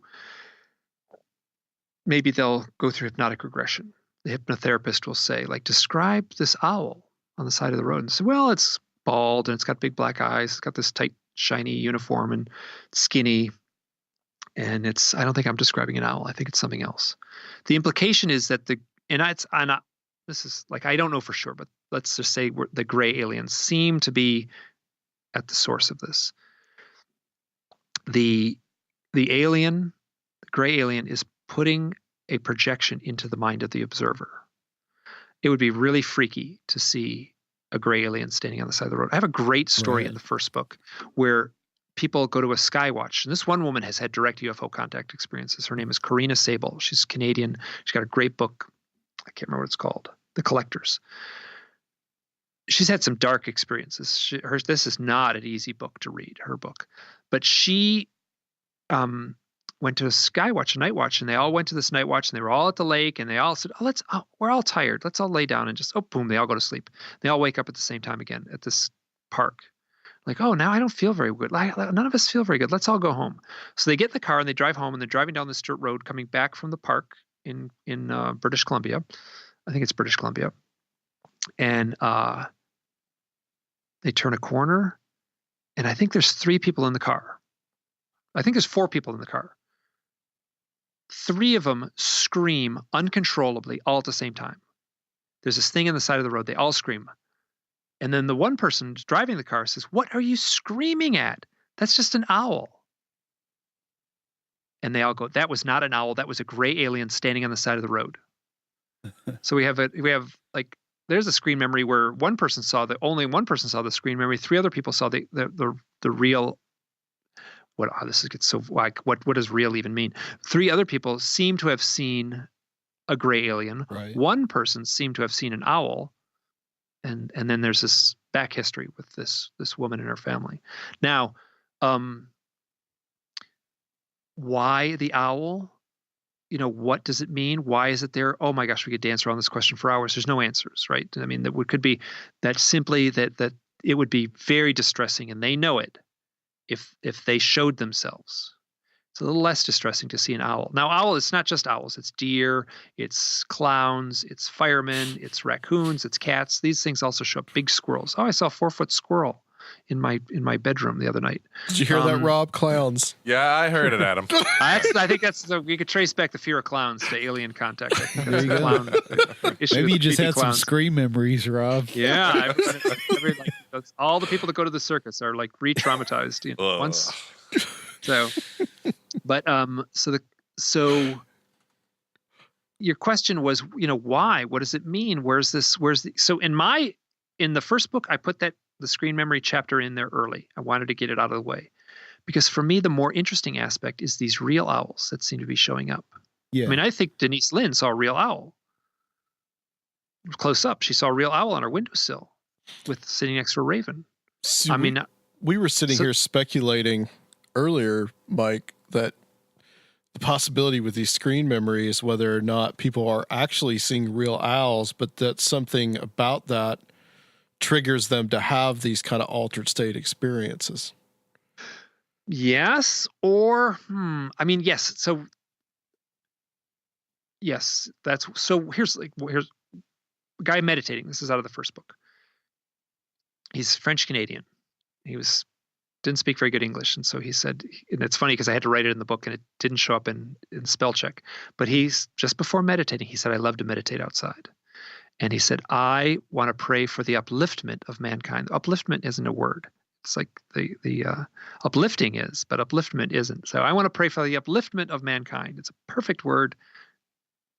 And he stood and declared it to the heavens. Sat down, full daylight in this field, meditated, opened his eyes, and there was these ravens kind of hovering at the edge of the field. He's sitting down on the tall grass. He stands up and he sees an owl, a snowy owl. And the ravens are harassing this snowy owl.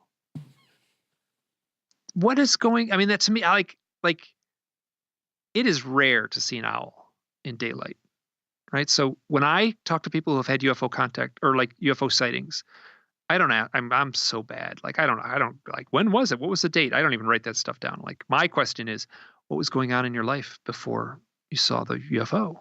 In the lead up to seeing this UFO, what were you seeing? Like right in the moments before, what were you saying? Oftentimes what people say is like, what I was saying? I was saying I want to see a UFO. So here's a person, you can ask the question, what were you doing just before you saw the owl? He said, I was declaring that I wanted to help with the upliftment of mankind. Boy, that's pretty heavy, right? I mean, that's corny almost. It's so like if I was a scriptwriter in Hollywood and I wrote that into the script, like the executive producer would have every right to walk into the office and say, Mike, tone that down a little bit. That's pretty corny. So, and there was a couple other things that happened, a couple others. Yes. So what happened right before Bert Jansen saw the orange orb, the craft, the UFO. It wasn't a craft. It was a translucent orange orb. What was happening right before? He was saying, I'm done. I don't need to research crop circles anymore. I've seen it all and done it all. Boom. He's confronted with something that takes him down this entirely different road. Yeah. So, and what was Bert and Heather doing right before they saw the owl that led them? They had made a list. They said, we are not going to visit a crop circle unless it meets these 5 points on the list. So that's the question I ask. What is happening before? How is your life different after? So it seems like these people are putting some intention out there, and then this owl is coming as a response, bringing the message. Or Denise Lynn said, I am walking into the woods to find my spirit name. That doesn't get any clearer than that. Yeah. That was her strong intention. Formally, she performed a ceremony. She sat down and meditated. Yeah. This is so. I mean, that's like, you pray, you get an answer. That's remarkable. And I think it's overlooked in kind of our modern lore, our modern society, that we can, like, these. There's magic that can play out if we have eyes to see. Real quick too, I wanted to touch on something that I had an experience when I was a lot younger, where I was attacked by an owl. Oh my word! Did we talk about this before? When we talked before? Oh no, I wasn't on the show then. No. But I was attacked by an owl probably when I think I was like probably 13 or something like that. But what happened? I got to hear the story. Well, now. I was just outside. I was talking on a cordless phone to a friend, and I was walking around my backyard, and then it just, pummeled me in the head, and I got scared and started just taking off running through the backyard, and it was, swooping down, trying to get me. I was having to just jump flat onto the ground and I'm like screaming. But so I looked into it, and, as I was like reading the book and researching owls and stuff, and I guess the owl attacks are common too. I was wondering if there was any stories. I didn't come across any when I was reading the book of they're in the first book, a couple in the first book. Yeah. Okay. But yeah, so actually it is oddly common. And what it is it's understood that the owls are protecting their nest.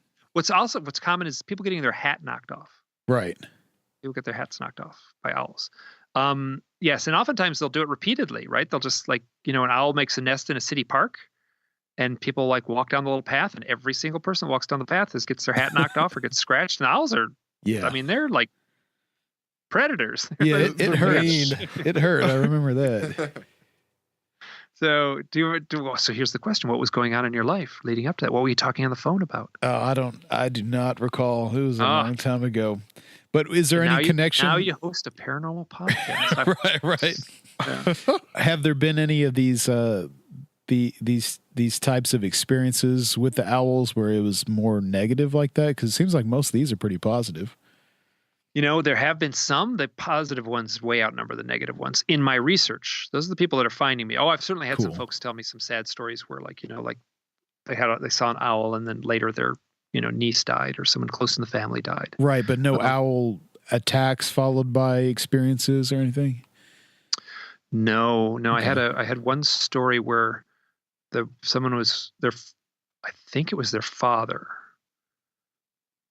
basically keeled over at home. And as they loaded him into the ambulance, he died. As they put him in the ambulance, there was an owl right there next to the ambulance. Basically I could see it out the back door of the ambulance as they were closing the door. So, owl is symbolic of death. So yeah, there's a dark, and if you go to, I know someone in the Southwest, in the Southwest Pueblo traditions, the Plains Indians of the Southwest, the owl is a dark harbinger of doom. You do not want to play with. So I remember they had a job as a teacher, and they in this poor school district in some reservation, and they were working. So they came into school and they had school and wisdom and knowledge, and it was graduation time, and they brought all these pictures of owls and thumbtacked pictures of owls all over the room, and that didn't go over very well in that culture. So they were like, "Get those things out of here." So cool. Well, thanks. Yeah. Let's talk about your personal experiences, because you do talk about how that kind of some of this really influenced you to write both of these books. And there was one that you were just like, you were really freaking out about, an experience that had to do with owls and synchronicities, and like with a psychic as well. Marla Freeze, yeah. So there's, oh my God, this 1 month of my life, October of 2009, was like off the charts. I mean, it was like I was having so many synchronicities, so much was going on in my life, and this was early on in the month. And for the rest of the month, it was just like everything was like the knobs were all just turned up, and it was. And that summer, I was seeing so many owls. Now, like it's, oh gosh, I don't like the word. We're stuck with it. I feel strongly that I am a UFO abductee. I've experienced UFO contact. Sure. To say it as calmly as I just said it just now, like, oh my God, it took a long time to get to this point. And at the same time, it's like, like it doesn't really invade my life all the time. It's just like these like odd events that peppered my life. And those are documented in the first book. That story. So 2009, this was like a couple of years after seeing the owls that I went through that event where I saw the owls in the woods. And if I was just seeing so many owls, I had so many synchronicities after that point in my life. I wanted to talk to this woman, Marla Freeze. She's a psychic out of Hollywood. She played Superman's boss in one of the Clark Kent TV shows. I think it was called Lois and Clark. She played Superman's boss. And so you got the alien connection right there, because Superman's from another planet. Right. So I'm reaching a little bit for that one. But, so she was an actress in Hollywood, and now she's doing psychic mediumship. I've talked with her after my mom and dad have both since passed in the last decade. And I've talked with her both times. It was amazing, really powerful. This is not even about Marla. So I'm at my house. I have a session set up with Marla for October 4th. I think it's Sunday, October 4th. I have a session at 1 o'clock in the morning. 1 o'clock in the afternoon. I am at my desk. I'm looking online. I'm totally obsessed with synchronicities. I find this site called Synchronicity. I've actually since become friends with the people who run the site. And there's this amazing story. It's called The Owl and the Money Clip. It's retold in the book. It's just a little blog post kind of thing. It's a perfect little blog post. Guy Jim writes the post, and it's a guy's having money problems. His family wants to move to a new house, and he's like, the family's giving him pressure. Let's move to this new house. It's a perfect new house. He's like, I can't afford it. So he goes. He's like, I'm getting away from everyone. He walks down out the back door, walks down to the river, and goes fishing.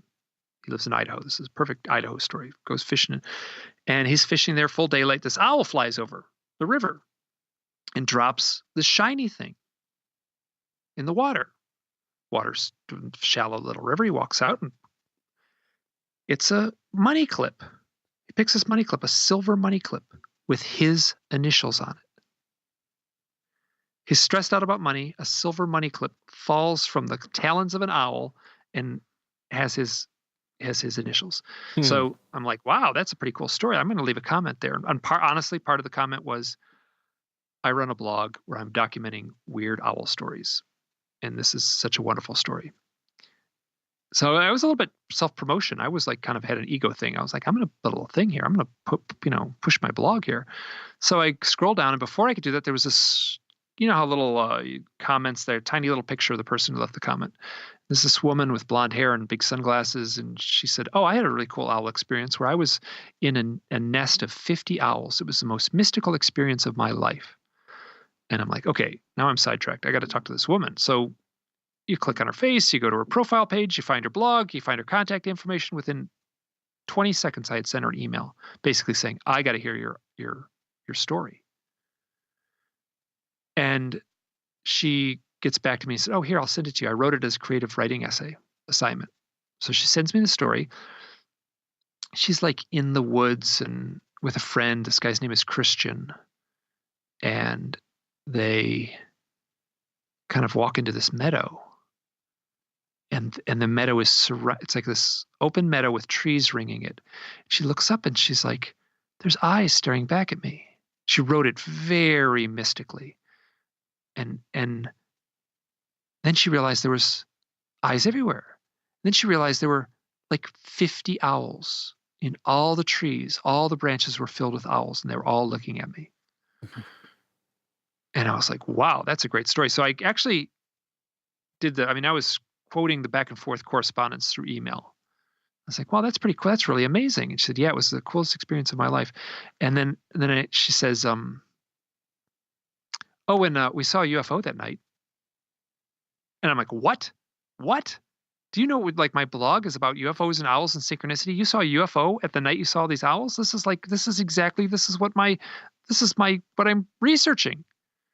She said, oh, you're so funny. And she's like, oh, it's so funny how excited you get, because I was like 10 exclamation points on these emails. And so she sends the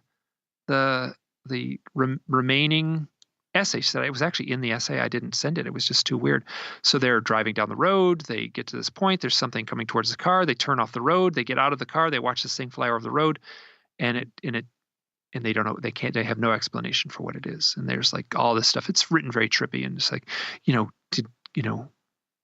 if they were saying like, do you want to go with them? They were making jokes. Do you want to go with them? And the other person says, only if they can stop time. And that was like the quote from that night, which is kind of so I say, oh my God, this is so powerful for me. You have owls, you have the synchronistic stuff in our conversation, and we have a UFO. This is exactly what I'm researching. She said, you know who you should talk to? You should talk to my best friend, Marla Fries. And I'm like, I have an appointment with Marla Fries tomorrow at 1:00. And so I do the set. So the next morning, the phone rings. I'm at my house Sunday morning. Phone rings. It's Marla. She's mad. It's like, what is going on?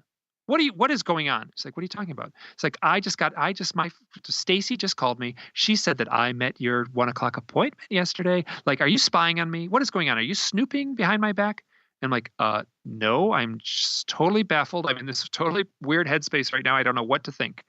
And so we talked for a little bit, and she's like, okay, you are coming to this session with an open heart chakra. That's what I want from you. She was stern. She was tough. She was like, you are coming to this session with an open heart chakra. I'm like, oh, okay. So I didn't know what that meant. I sat on the couch for a little bit and I went, open heart chakra, open heart chakra. So the thing was at 1, phone rings at 11. I think it was like 10:45 or something. She's like, what is going on? I just gave the worst psychic session I've ever given. I had to stop right in the middle and stop. I was giving your session to this other guy. Like, I was doing a session. I was doing a paid session and it didn't work. So we're starting right now. Like, okay. Got to start a little early, huh? We're starting a little early. So she's like, and then instantly the cadence of her voice changes. And she's suddenly talking in this kind of halting way. And I'm just like, she's totally in this psychic. She's in a different mode. It's a totally different voice, totally different, because she was angry. And then she's just like, then she's sobbing. She's crying. She's like, oh my God, your life. Something is, you need to take this stuff seriously. You are denying this stuff. And that was exactly true. I was denying this stuff. I was freaked out. I mean, I said this before, and I've said, and I have no problem saying this, but it's a little embarrassing in a way to say it. But there was between about 2006 and 2011, I can honestly say I spent 95% of my waking hours wondering if I had gone insane, because this stuff was so weird. It was hitting me so hard.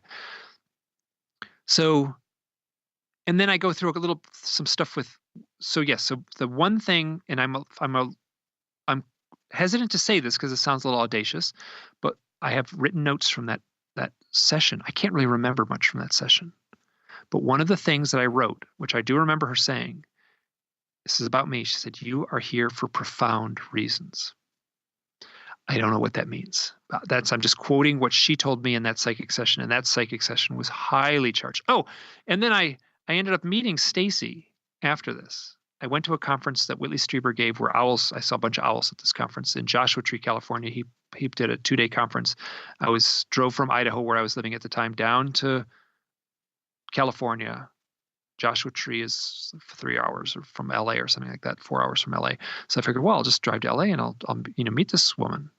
It kind of had the weight of a first date and stuff. As soon as we met each other, that just evaporated. Didn't feel like that at all. So she has a son. Her son is 9 years old. We're like sitting on the floor. I'm playing Go Fish with her son. And the son keeps calling me John. And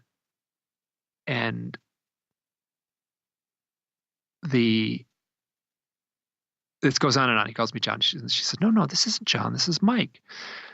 And afterwards, I basically said to her, like, listen, like this had the flavor of a first date. It didn't feel like that at all. I mean, I was like stepping into this, like when I called you up and said, I'm coming to LA, like, but there's some connection here and I'm going to play detective and see what I can, like, she's like, great. So I walk out.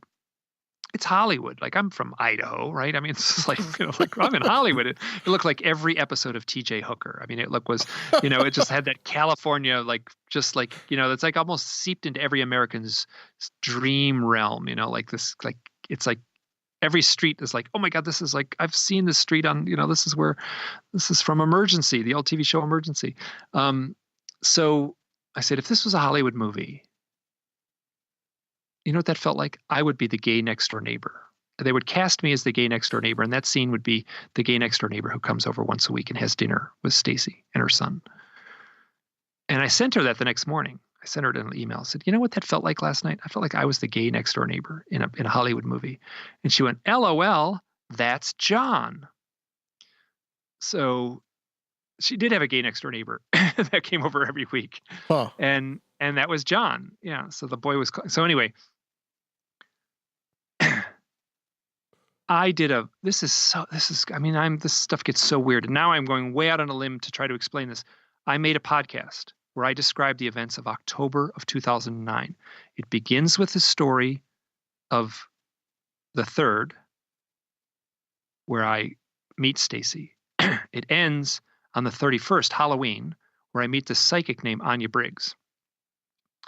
And then I did a podcast where I just sat alone with the microphone and tried to explain all this stuff. It went on for almost 2 hours. I interviewed Stacy, Marla, and Anya and had them talk because I had a long conversation with this woman, Anya. Anya did a psychic session with me that was so funny. She's sort of goofy. And she said, it's like, what's the connection between me and Stacy? Said, you and Stacy were brother. She, without skipping a beat, you and Stacy were brother and sister in a past life, and you lived in Paris, and you were gay. Talking to me, you were gay, and Stacy was your sort of escort, and she was your sister, and she would go to parties and you were the toast of the town. And I was like, as stupid as that sounds, that's sort of what it felt like when I met her. Like that was like so I recorded the podcast. I've never actually told this in an interview, but so I recorded the podcast, right? So you have a counter on your editing thing, and it counts up from one side and it counts down from the other. So at 12 minutes and 45 seconds on one end, 1, 2, 3, 4, the synchronistic number that I pay attention to, maybe I'm crazy, but I'm obsessed about this stuff. The synchronistic number I pay attention to, 1, 2, 3, 4, shows up at the one end of the podcast. That's where I tell the story I just told you now, where I said, LOL, that's John, right at 1, 2, 3, 4. It also counts down at the other end. So it's subtracting. The number is getting smaller at the other end as the thing goes across the time counter. At that point, at the end, 12 minutes left of the interview of the podcast, I'm interviewing Stacy. And at 1, 2, 3, 4, counting down, it lines up exactly with me, with her saying, remembering the email where she said, LOL, that's John. It lined up exactly at 1, 2, 3, 4 at the beginning and at 1, 2, 3, 4 at the end. What's the weirdest thing is I looked for it. I said, I got to figure out what's at 1, 2, 3, 4. I didn't do it on purpose. It is ever so slightly out of sync now. One person involved, one of the 3 people said there was like one sentence. They said, can you remove that sentence? It's a little too personal. And I did. So it just throws it off by about a second now. But that's what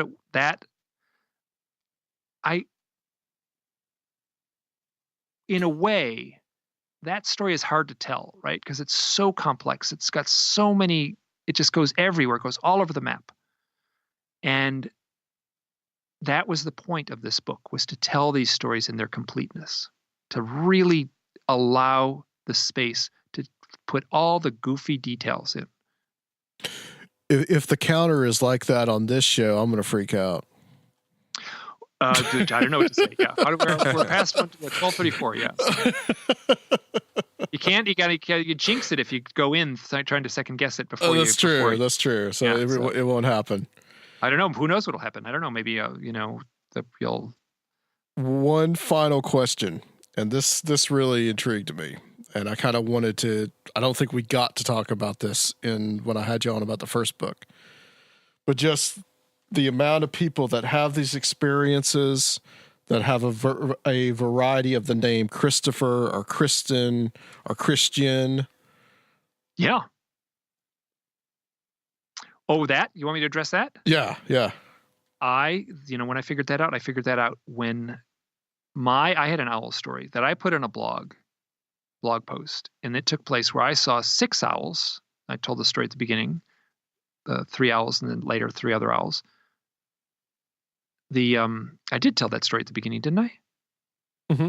Yeah. Yes. Okay, good. Mm-hmm. Sorry, it's just funny. I've done a bunch. I did a interview the other day, and I'm like, which interview am I on right now?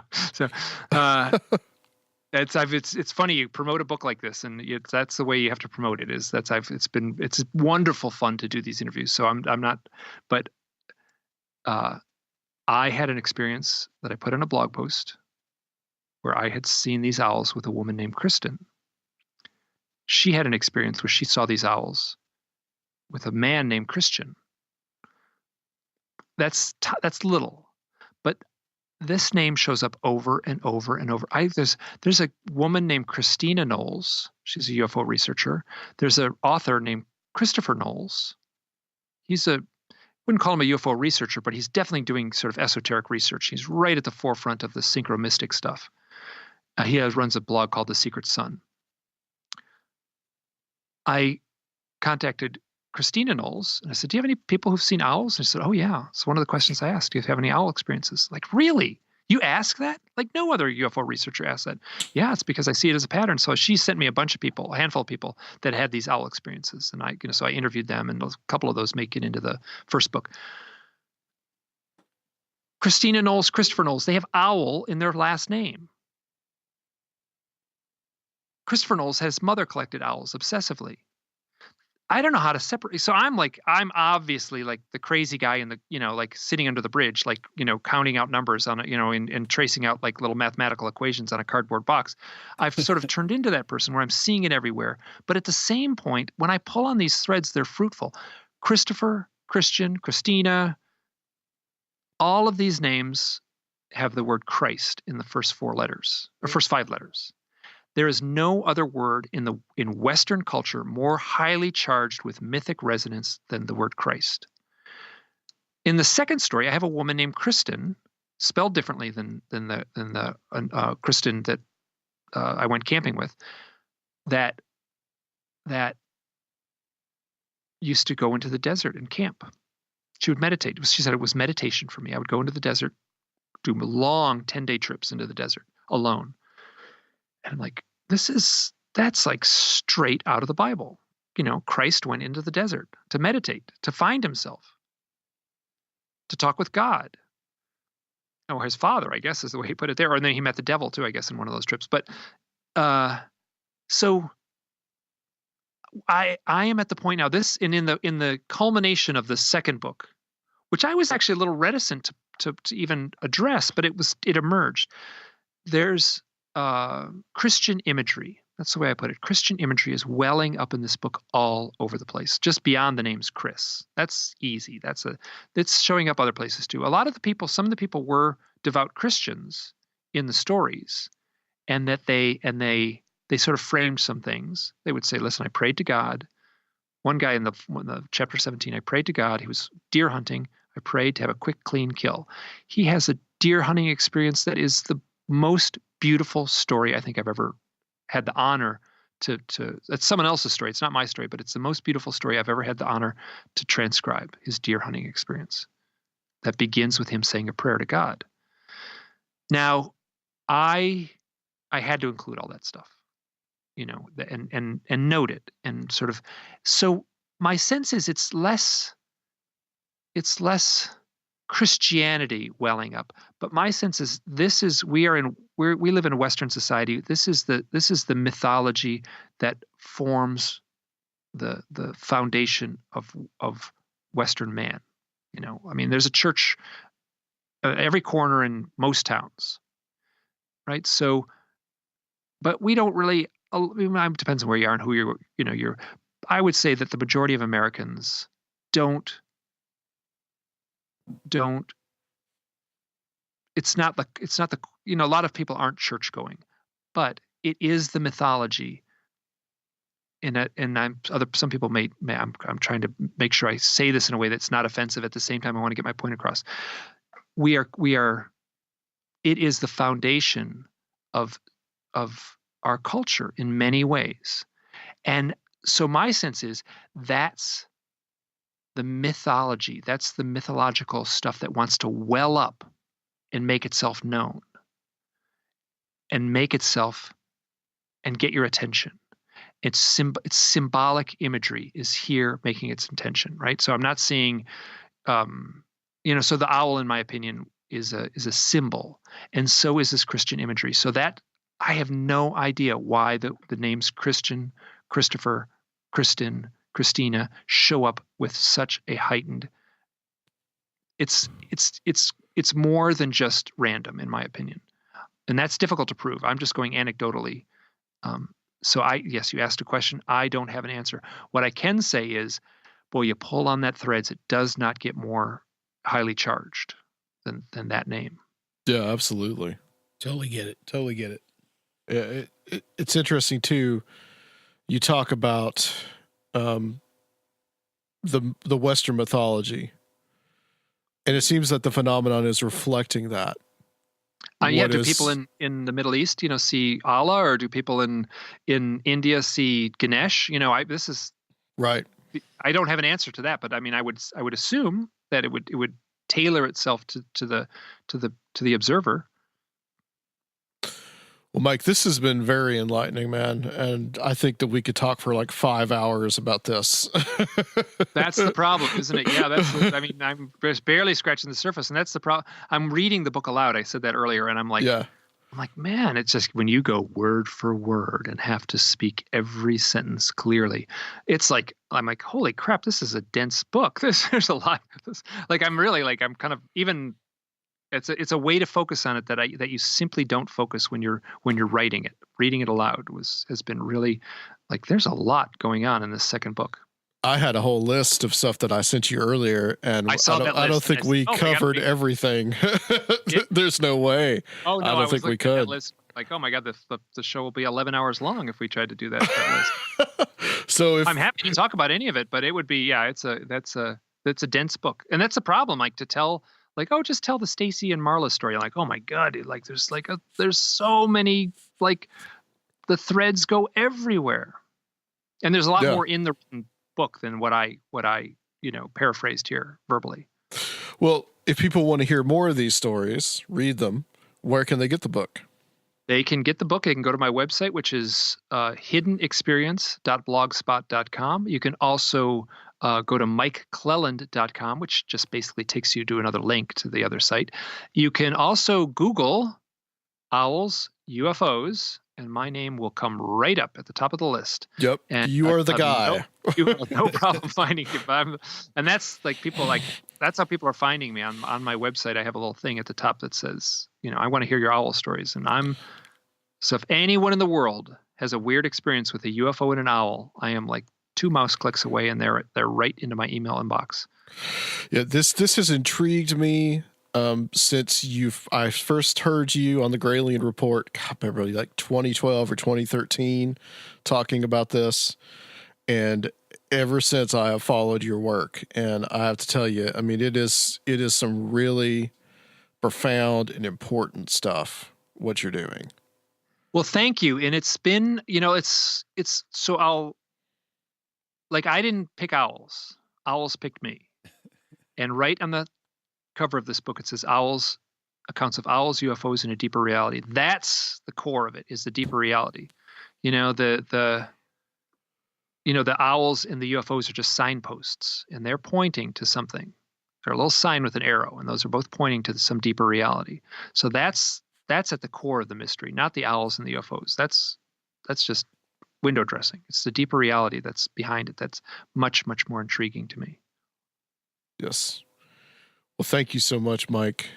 Oh, good. I'm glad this was a delight. Was there any other questions that you guys might have, or? No, I think we pretty much covered it. That was Yeah. very, very fascinating. Well, stay on the line for us, Mike. We're going to close this section out. And guys, we'll be back on Conspirinormal.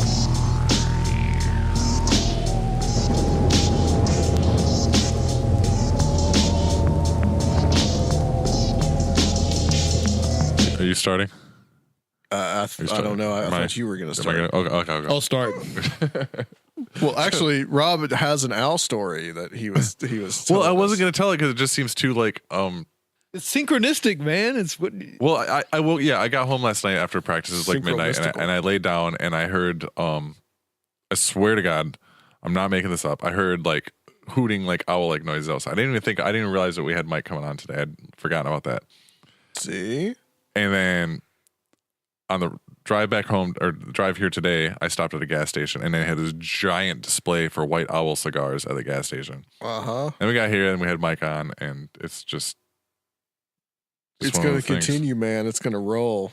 Right, but it's got to be pointing towards something. It can't just be owls for the sake of owls. Yeah. So Alyssa's going to bring home an owl figurine. Probably. Be like, look at this. Our house is full of owls.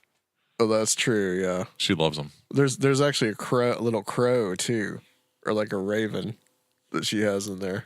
In our house? Yeah, little like raven with a little suit on that's on the counter. Oh yeah, that creepy, mildly racist decanter. Yeah, decanter. That's a good word. Well, what you guys think about that? That was a good show. Yeah, I like Mike. Yeah, there's so much in the book, so much in both books that we really couldn't do it as much justice. And there's so much of those stories too. And yeah, I highly recommend it, guys. You get a copy of both. The Messengers is like 400 something pages, and this one is like 250 something pages. And it's just the Messengers is probably one of the best kind of UFO themed books that I've read in a long, long time. That's cool. I really want to check that out. Yeah, absolutely. So, in tribute to Art Bell, we are going to play the Area 51 call. And I kind of want to, Sergio, get your thoughts on this. Because this is this is controversial. Right? I think this is like one of the greatest. This is the greatest moment in radio history besides War of the Worlds, probably, to me. Yeah, that's true. Very true. I got it queued up here. Hopefully it starts. I think there's a little bit of silence. It says, "You be the judge whether this is true or not." And of course it doesn't start. Oh, there we go. You be the judge. Line, you're on the air. Hello. Hello, Art. Yes. Hi. I don't have a whole lot of time. Well, look, let's begin by finding out whether you're using this line properly or not. Area 51. Yeah, that's right. Were you an employee or are you now? A former employee. Former employee. I was let go on a medical discharge about a week ago, and I've kind of been running across the country. Oh man, I don't know where to start. They're gonna they'll triangulate on this position really, really soon. So you can't spend a lot of time on the phone. So give us something quick. Okay. Okay, what we're thinking of as aliens, Art, they're extra-dimensional beings that an earlier precursor of the space program made contact with. They are not what they claim to be. They have infiltrated a lot of aspects of the military establishment, particularly the Area 51. The disasters that are coming, the military, I'm sorry, the government knows about them, and there's a lot of safe areas in this world that they could begin moving the population to now, Art. But they're not doing anything. They are not. They want the major population centers wiped out so that the few that are left will be more easily controllable. Discharge.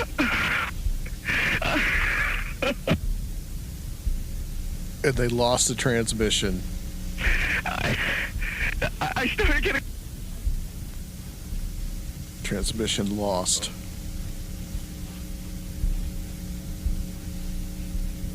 Well, then supposedly his whole upload signal went down. Right. Yeah.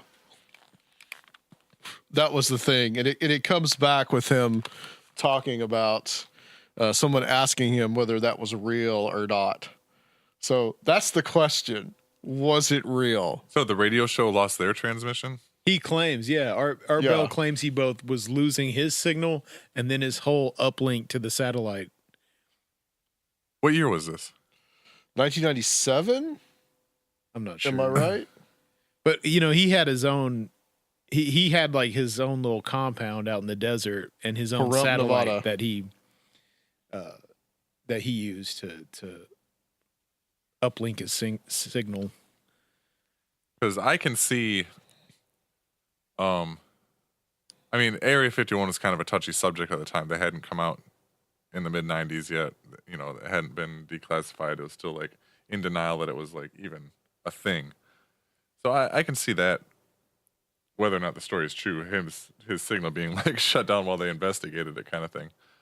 But I don't know. He could be a really good actor. Yeah. Well, that's the thing, is that the possibility that Art would set these things up too. I could see that. Yeah. He's a showman at the end of the day. Yeah. He had the kind of like that theater of the mind. Yeah, absolutely. Kind of idea in his show, because he did other things, such as there was another caller that said that he was flying over Area 51 on a plane, like some kind of Cessna or something. Yeah. And then like he said, I'm right over it or something, and then he was never heard from again or something like that. And there was the whole Mel's Hole stuff was too. Awesome. That stuff was awesome. Do you think that might have been fabricated?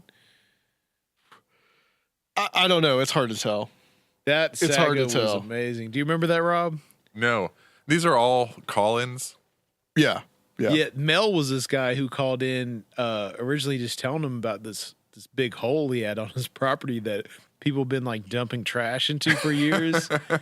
And I guess animals got really weird about it, but they like lowered stuff down into it, couldn't find a bottom. They'd like throw a refrigerator down it and it'd never hear it crash at the bottom.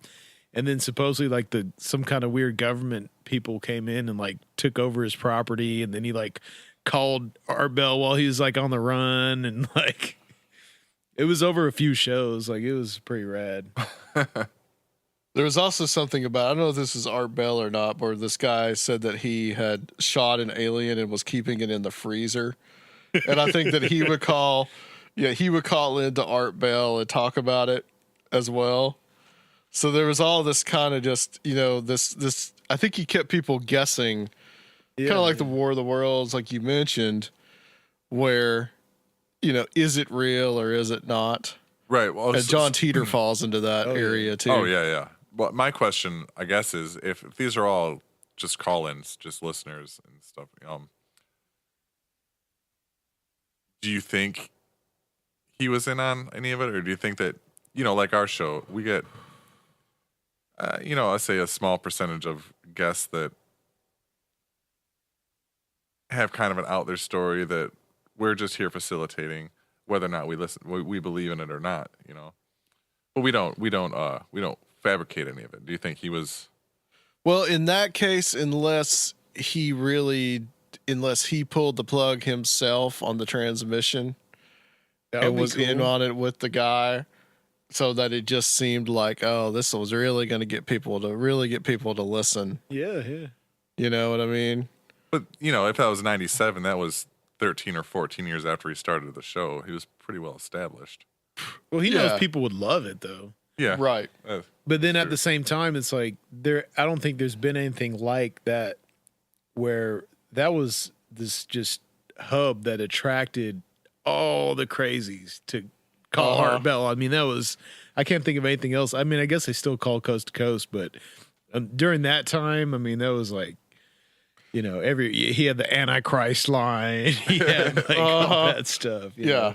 So he definitely, I think he had a very showman-like aspect. To him as well. So and definitely is it fake or is it not?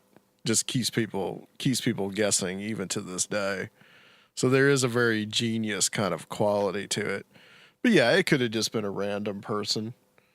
Just this kind of like silent army that was out there that would call Art Bell just to see what we could get away with. Or even that guy, I mean, he either sounded terrified or maybe schizophrenic.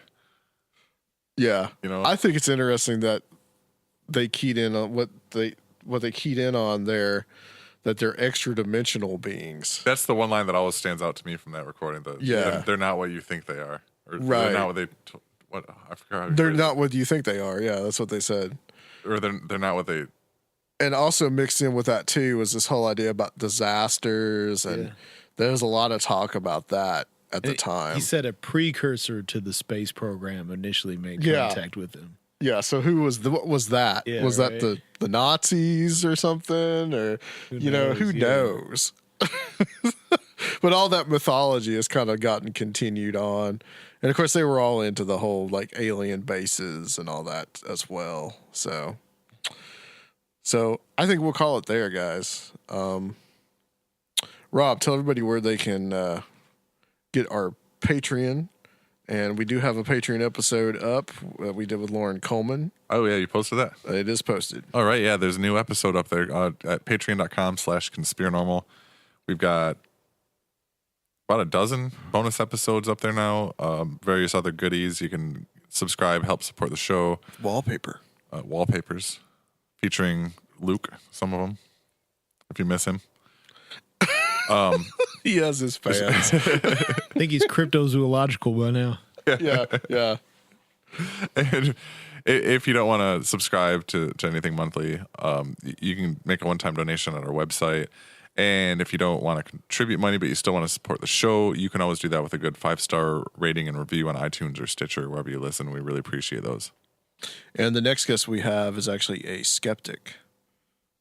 So I'm actually looking forward to this one, picking this guy's brain. I heard him on the Project Archivist podcast. So I immediately kind of got in touch with him and going to have him on. So thank you very much, guys. And Sergio, thank you for being here. You're very welcome. Thanks for having me. More synchromysticism, I'm sure will be spoken about. And join us next time on Conspirinormal. R.I.P. Art Bell. Oh.